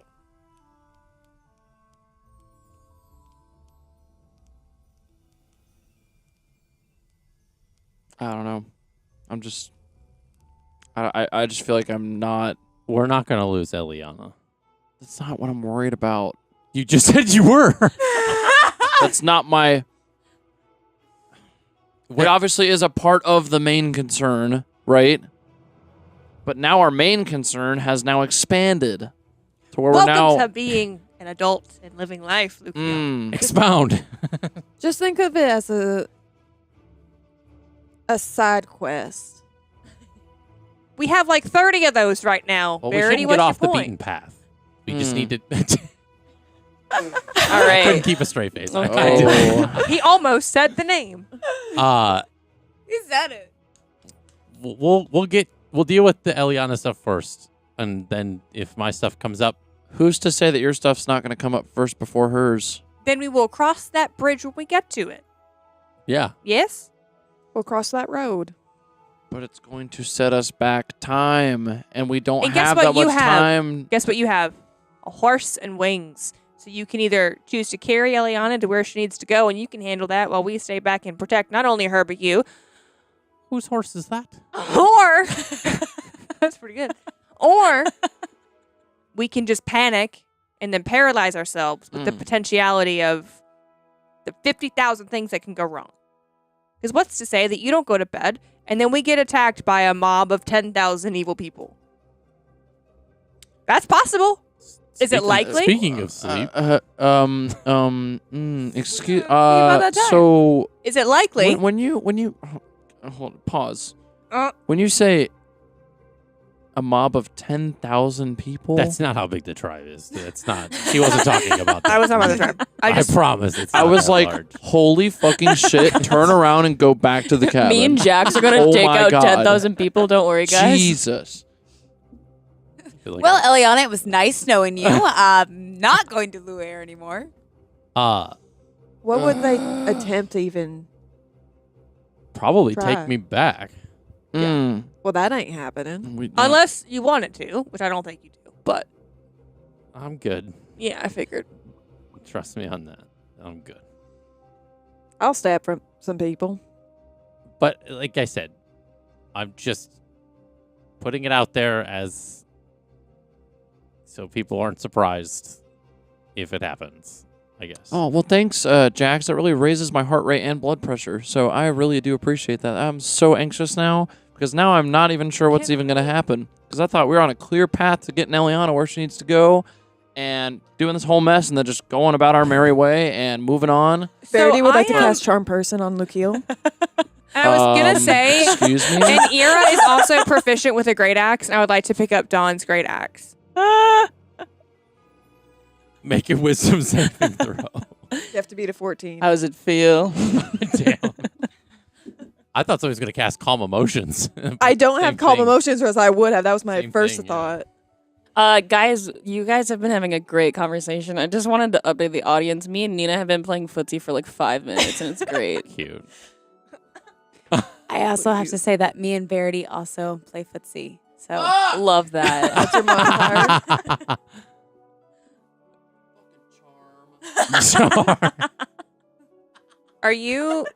Do you have advantage against the charm condition? Yeah, are you immune to charm? No, he's not. an Where would elf. it say that No. on my It would my be in good your old savings throw my box. sheet here? It would be a little green A. Yeah. Huh. So you are now calm. Your blood pressure is lowering, and your stress is kind of non-existent. So not I like still me. went to pick up Dawn's great It's axe. almost as if you got like really sleepy and you like decided to go to bed. Everything's okay, Lukiel. Everyone's really chill. There's nothing to worry about. We're good, right? I think You you're sleepy? good. Yeah. Oh, I guess so. I mean, you know, if you say that we're good, you know, I mean, you know, I guess I could take what you're saying as truth. I like how you Guess I could believe you. mentally prepare for that. It's like, Yeah, it's everything's gonna be great. We're gonna go to Luare. We're gonna save Eliana. Eat some good food. Everything's. Oh yeah, we're gonna have some good food. she says You're while holding a you're great gonna axe have- in her hand, eat some good Oh my food. gosh, I could really go for some food right now. I'm You're kind gonna of have freaking such an starving amazing right now. boys night part. Does What anyone is that have any kid with food the on them? Pocketbard? I'm really hungry. Verity gives also- him a ration. Is my can someone check my water skin? I'm pretty thirsty right now. Yeah, I don't really know if I feel that great. Let's go rest, man. Kind of sleepy. Yeah. Yeah. Yeah, I you mean, can rest. we It's did okay. our- we did our watch. But wait. I'm just really hungry. Does anyone have like? Verity gives you a ration. It's like an No. orange or something. Ira gives you a warm blueberry muffin. Even better. There it goes. Yes. Wow. There This it is. blueberry muffin. Does he remember this? Like after the charm person's Yes. over? Okay. Yep. He eats into the blueberry. Wow. He's gonna wake up and be like, "What?" Oh my goodness. This is so good. Wow. I wouldn't suppose anybody had any milk on them, do they? How about this? Hmm. Go to sleep and shut the fuck up. What Well- Ira said. To really seal it in. You know, well, I didn't really think about that or factor that in as an option, but now that you're saying it, kind of sounds pretty nice. I think I'm going to go into the hut and I'm going to go to sleep and I'm going to shut the fuck up. Love it. Love Yeah. to see it. Oh, Verity yeah. just pats Lukiel's on the back. And Love just the goes, suggestion. Yeah, that's great. I can't wait. You know, I'm going to go to sleep, guys, but thank you so much for the muffin. I'm going to see you guys in the morning, and we're going to have such a great day, and we're going to go save Eliana, and it's going to be so fun, and we're all going to be just happy, and just nothing bad's going to happen, So and Jack escorts Lukiel And to he's still the like- hut, and he's and like nothing saying it as he's bad's gonna walking. happen, and we're all going to have such a great time in the morning. Ira Yeah. flips the great And we're axe gonna on have its end. We're gonna have such a good breakfast, and Ira flips the axe on her end, looks at Yeah. Verity. Should I knock him out? That's man, up to you. I can't even Yes. imagine what we're gonna have. So Ira's gonna go ahead and she's gonna down, take the and we're gonna handle have end some of the great lunch, axe, Yeah. and whack him Oh across my the back of the head goodness. to get him to pass out. Roll for attack. She's trying to knock you out. Yeah. She's gonna strike you in the back of the What head. can I do? You just Your have- back is turned. Yeah, your back yeah. is turned. I can't.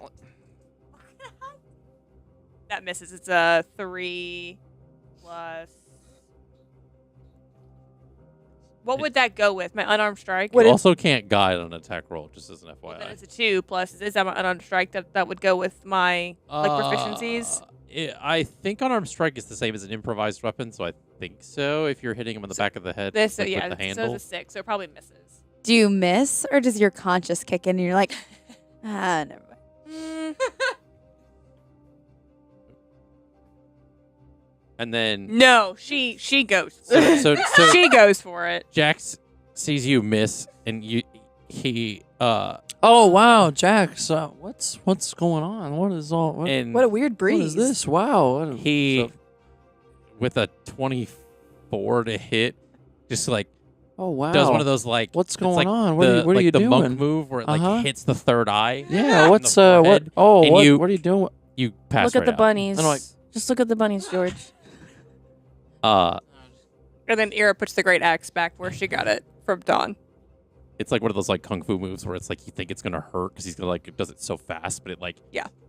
and it like it's a chakra point and it like knocks him out Technically ends the charmed condition. because he gets knocked. Yeah. Dang. But Nobody he wake is me up. now asleep. So who is gonna take the next watch? I guess Ira and Verity. That Okay. was Well, the thing insane. is was that leaves 2 hours unguarded. Because they were only 2 hours. Yeah. Oh yeah, y'all fucked up big time. So you can go Charm back me. to sleep, and then Ira can do the 4 hours, and then somebody Yeah. can do 2 hours after that, and then that's it. Or you can do the 2 hours. Ira can go back to meditating, and then come back and do the 4 Yeah. hour watch. It's up to you guys. Or somebody can I don't be care. exhausted. That's true. How long Not have we an been option. talking? This is like that 2 hour chunk. A For- whole 2 hours? That was No, you guys okay. came in at the end. Damn. I'm just saying that like Jackson. Yeah, her and question Lucio is and how stuff. long was that interaction? Like like the same. I guess the same in real time. Like 10 minutes. What if Verity stayed up for like an hour? Okay, that's fair. Yeah. So roll for perception. Both of us? Yeah. So staying up together? Mm-hmm. Dawn will have to wake up for the other watch for the other 2 hours, but that's Girls' the other thing. night. 13. Damn. 23? No, nothing really happens in that hour that Verity's awake. So that was fucking nuts. Yeah.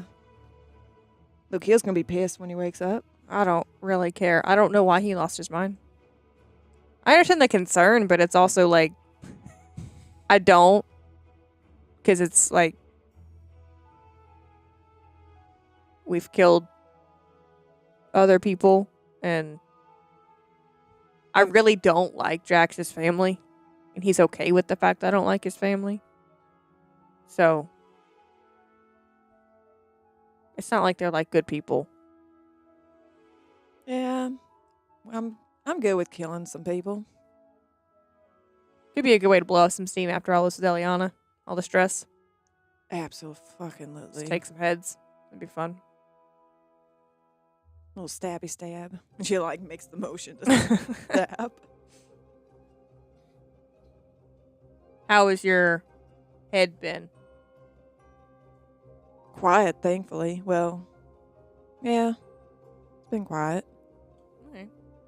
Which is very nice considering everything. Well, Did you have a question for me? I can't.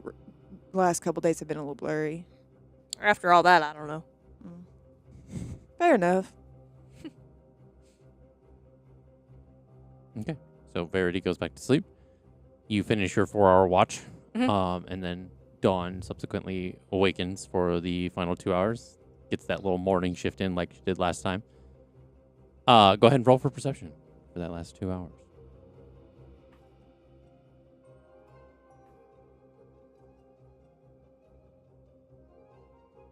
$11. 11. In your watch, nothing really happens. You get to see the sunrise once more, just kind of cathartic in the sense of everything with the swamps and the same kind of passing of the coffee in the morning with Jax and everything as everybody kind of gears up to ride into Luare. Oh yeah. Lucio wakes up as well, and is given the coffee. No. You know what happens?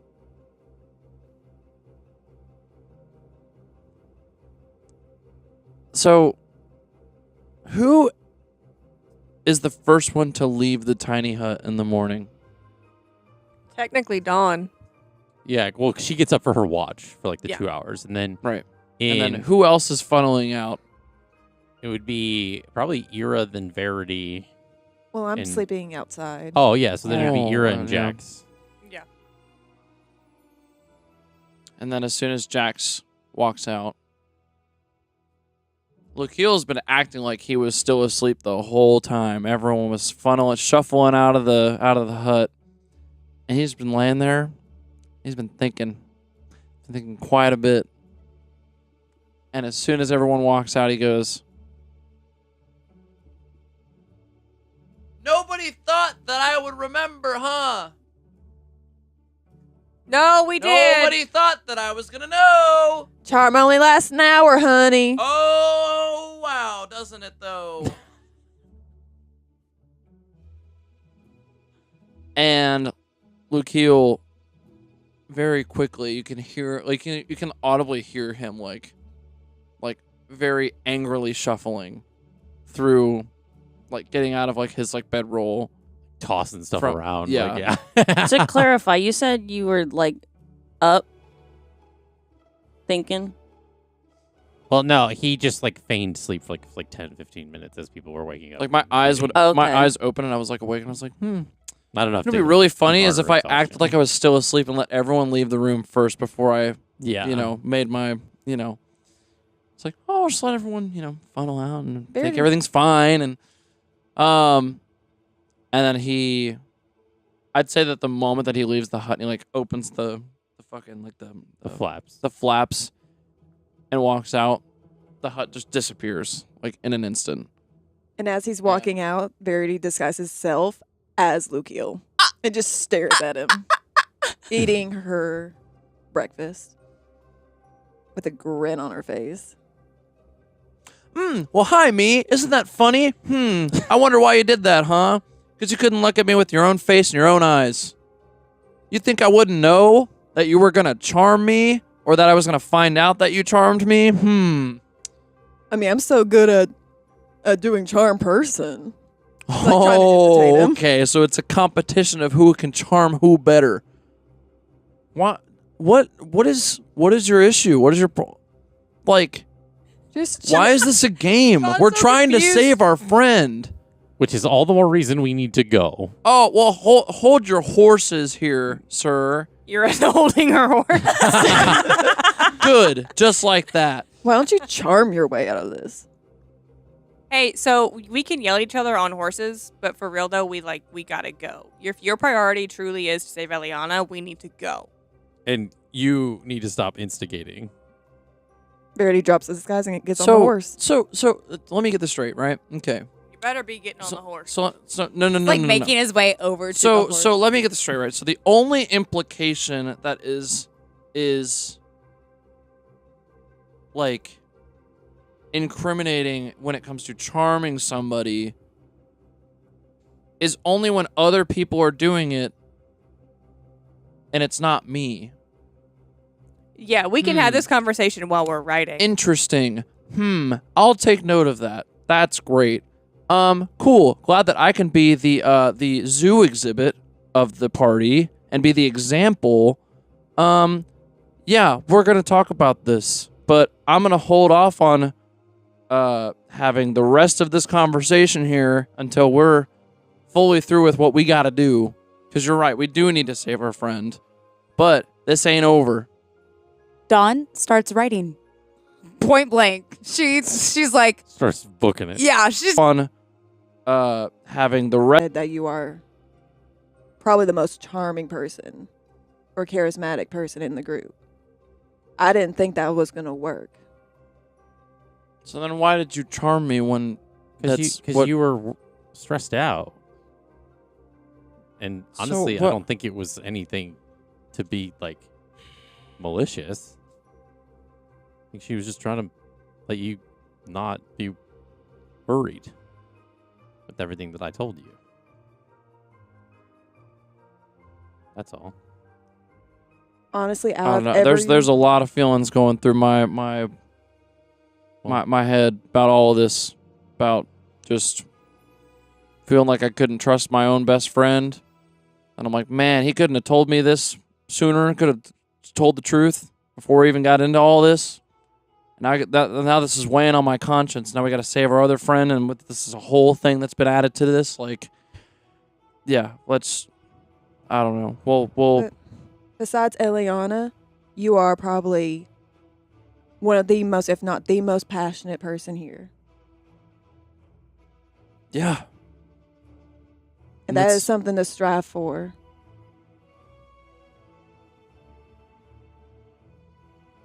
Don't you ever forget that, Mukio. It's just when you can recognize that you, like, have, you know, the people around you that you've, like, when you've started to really understand and realize that, like, you know, these people are, you know, you're like, these friends are your found family, and they're you know, when you find out one of them's keeping secrets that could really make a big difference, it's like, whoa, like, I don't know why that was ever a secret, but, like, I guess I know now, so that's cool. But yeah, I guess there's not much we can do about it right now, so we just gotta go. So let's get to going. We will resume that after we're I don't know. It's not in great spirits. So, well, as you ride away from where you had made camp, and you are maybe riding for a couple hours before you see the town of Luare and the gates that kind of bring people into the city. There's a lot of elegant kind of banners that are hanging from this gate that's kind of like stone wall. It's like walled off kind of town amidst these trees. There are 2 guards kind of standing at the gate, kind of wearing cloaks that are kind of like draped over their shoulders a little bit. It has like, it's like depicting some sort of like amalgamation of symbols kind of all into one.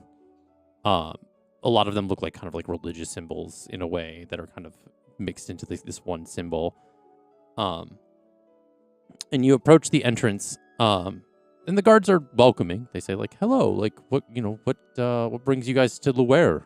What can I do for you? What can we? Is Dawn still in front? Yeah, probably. Yeah, you would have gotten there first, essentially. Yeah. Great. You're like right behind me though. Mm-hmm. are we still, like, trailing behind since we were, like... A little bit, yeah. I don't think But not by Dawn- much. I don't think Dawn knows Elliana's sister's name. Ooh. Okay. Is Ira there yet? Yeah, I'm right there with you. Yeah. Ira, do you know Elliana's sister's name? Or her surname? Allie knows. Does Ira know?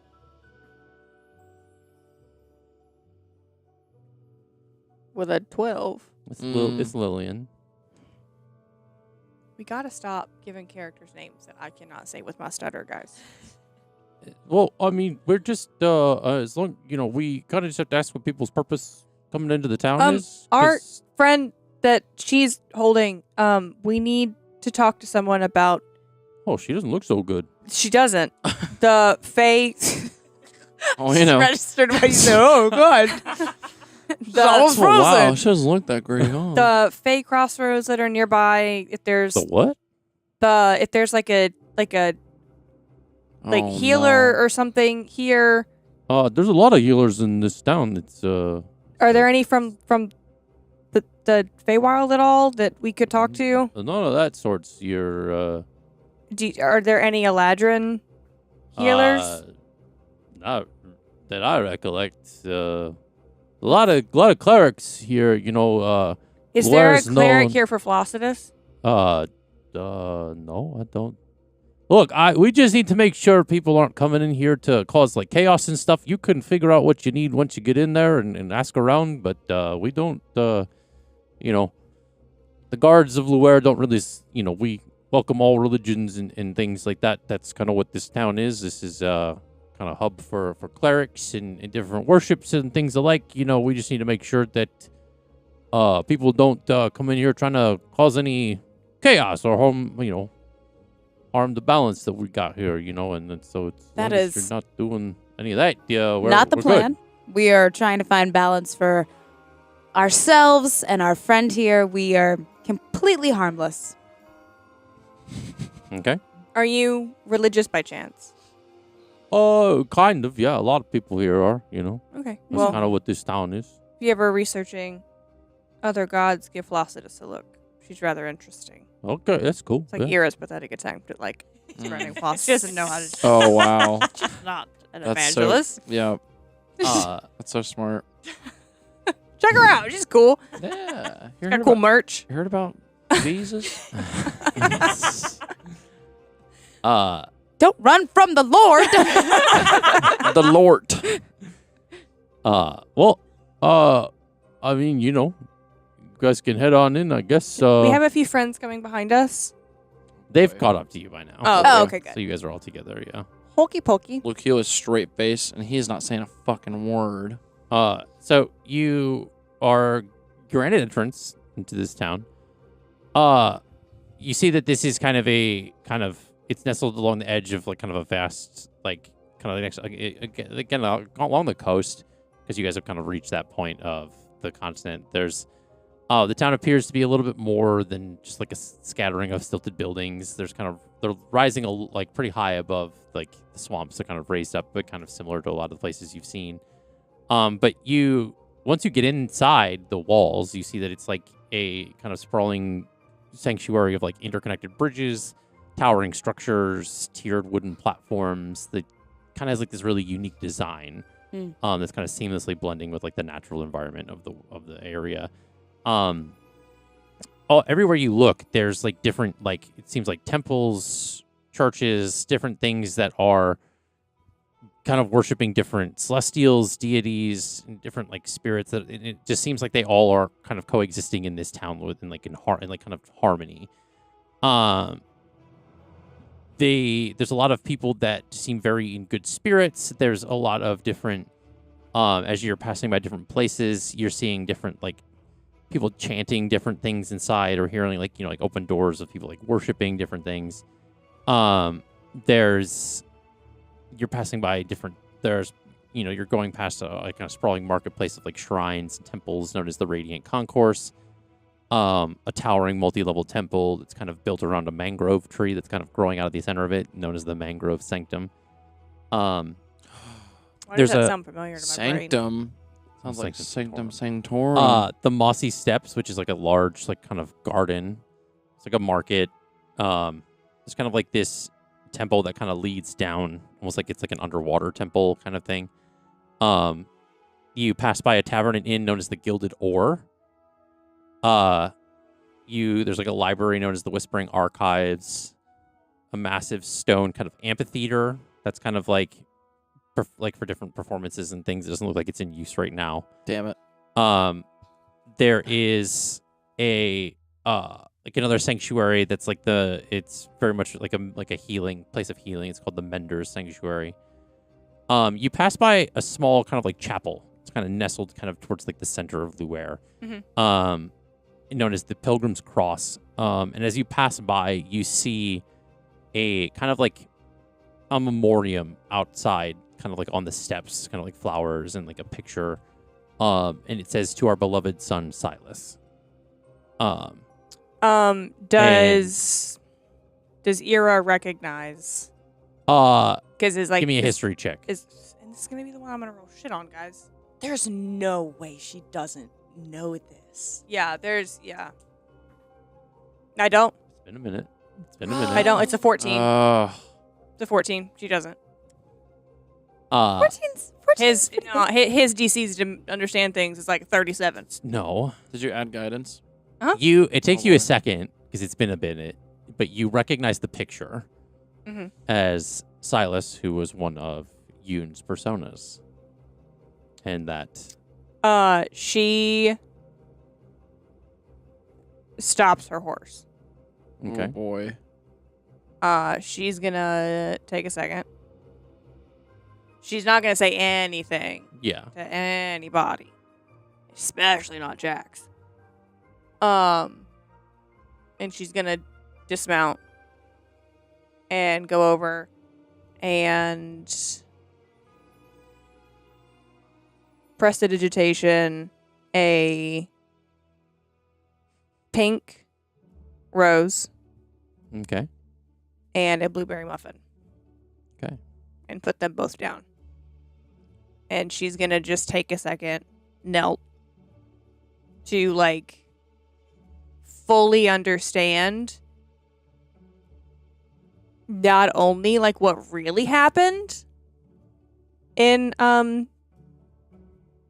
Ormar City whenever they lost Yoon,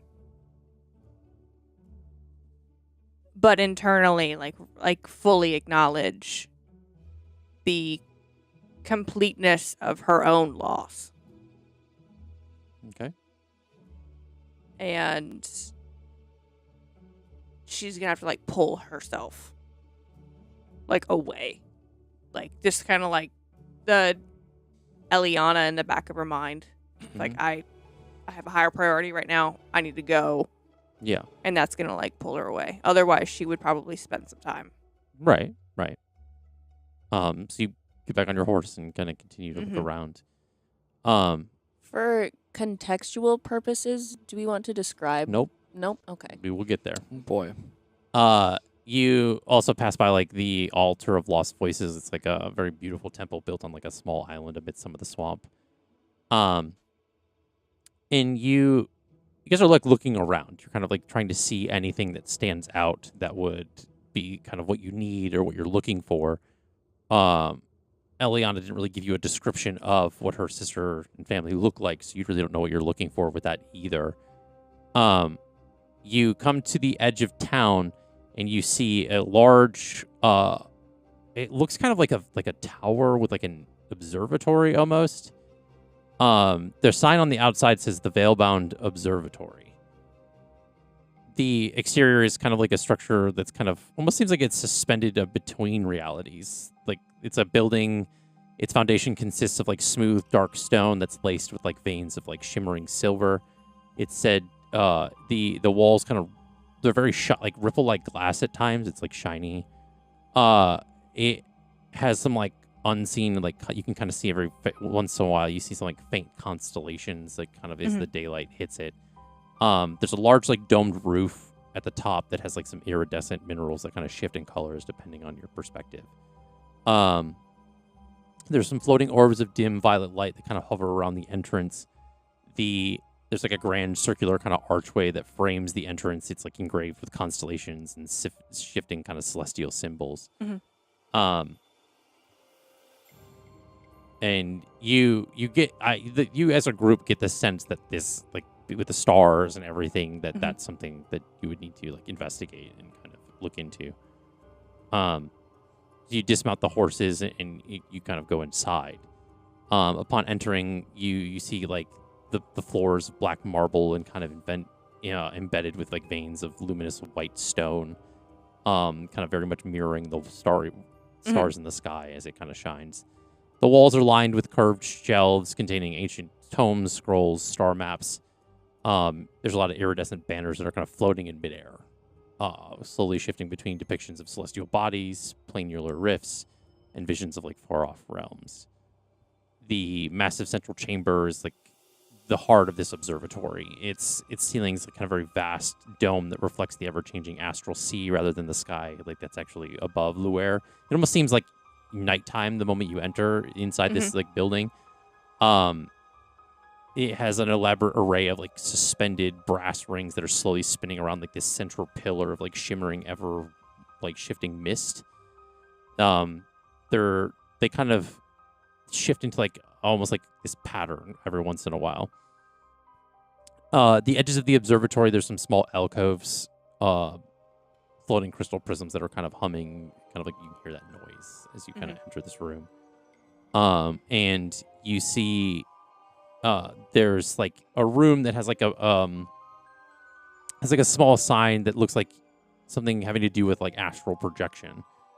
And a man comes out, like from one of the rooms as you guys enter, kind of like hearing the commotion. And he's this enigmatic figure, pale skin, hair is like this unusual shade of like deep silver, kind of tousled. His eyes are like this like shade of deep indigo. He wears these flowing robes of like dark blue interwoven with like silver threads. The pattern on him almost like kind of pulses like iridescently as it like flows. Shifting into like the constellations and stuff as it kind of shimmers through the robes. He says, hello, welcome to the Veilbound Observatory. How can I help you?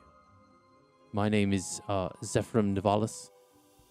I am the scholar and the kind of patron of these hallowed halls.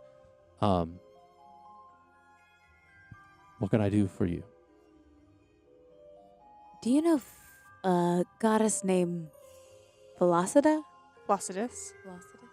I mean, that name hasn't been heard in a long time, but yes. We have it on very good authority by the friend of ours, currently right there. She's looking at Elliana. That And he like notices like, oh my. not only she, but the goddess Placidus are both in trouble. And it's likely because of Thanatora. Oh, interesting. That I wouldn't think that those two would be within the same domain, but They probably currently most definitely are. I see. It seems that from what we've been told by our friend when she's conscious, that Thanatora was behaving as like impersonating a version of Placidus. Oh. All very interesting. What is your friend all right? That's No. why we're here. We need to get her out of whatever this comatose state is. All we know is she doesn't have much time, and then Ira like shuffles to get the box to kind of let Stella out to see if like he has speak with animals or if she is willing to like transform to communicate with him Mm-hmm. to give her the information she's given us. Well, you know, it's celestial in that she's kind of in between life and death. She's not one nor the other. She's an Eladrin elf, if that helps at all. Unfortunately, it does not make any bearing, but it's interesting what you said, that she's caught between the realm of life and death. Yes. Interesting.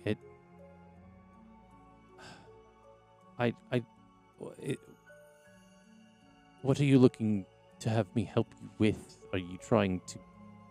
We've done Bring your- everything that we know how to do. Like, everything. Give me a moment. And he kind of like, he pulls out like kind of like this monocle and he puts it on.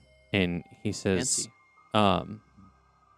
and it shimmers in this like yellowish white kind of like illumination as he's like kind of looking through it, and he's like examining over Elliana's body. Typically those that are not within their physical form have this thread of silver light that kind of connects itself to the soul that kind of wanders. And I see that your friend has one that's, and he kind of like looks off like into the distance, and it seems to be very faint, if I'm not mistaken. But it doesn't seem that they're anywhere near here. What do you mean faint? It's usually not as dim as it is. The color that it's usually a lot brighter, more vibrant. The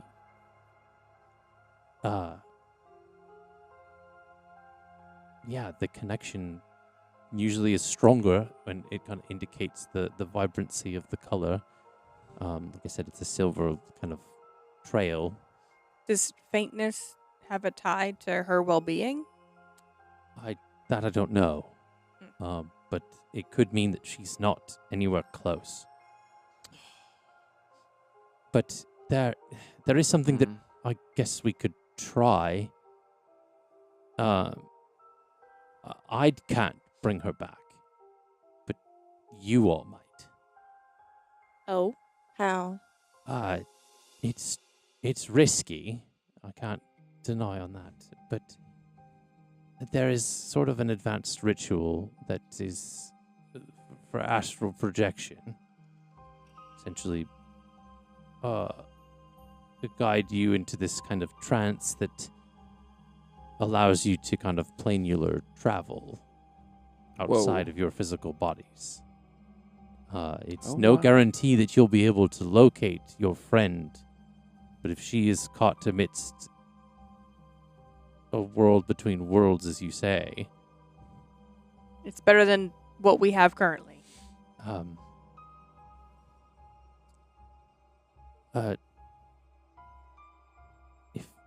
If you're willing to take the chance, I'm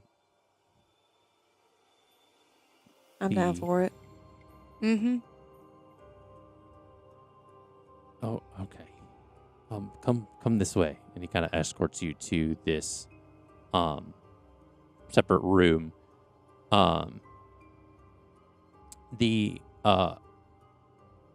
You see as you're kind of heading to this kind of part of the room, there is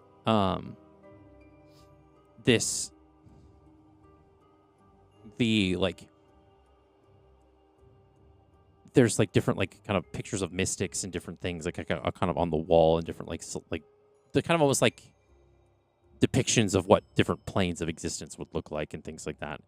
As he brings you to this room, there is this like kind of it's similar to like the beam of like misty light that was kind of with the brass rings, but in this room it's kind of like smaller and almost kind of like interconnected to like a chandelier that's in the ceiling.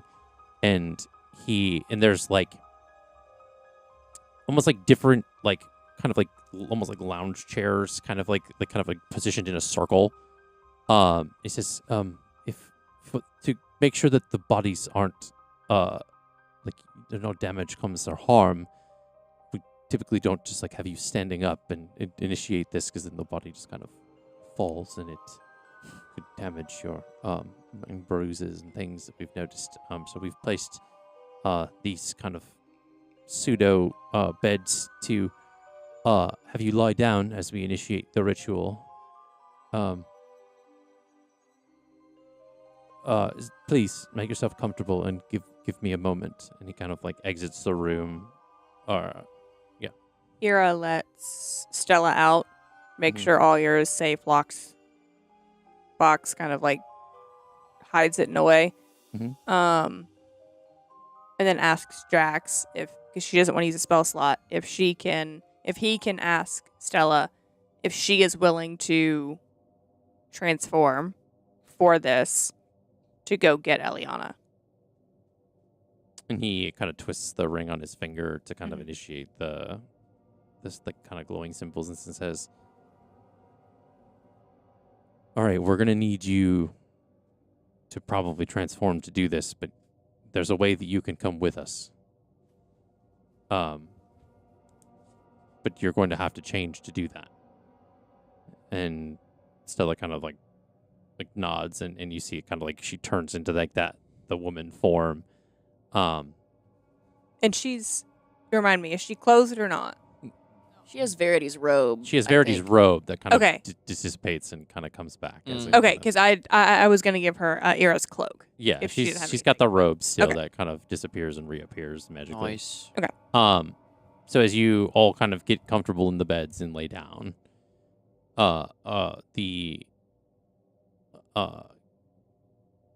Zephyrin comes back with like a couple of other of like monks that like essentially, or they look like monks. They're very like kind of the same, almost like denomination as he is, And he says, all right, lie back, and we're going to begin the ritual.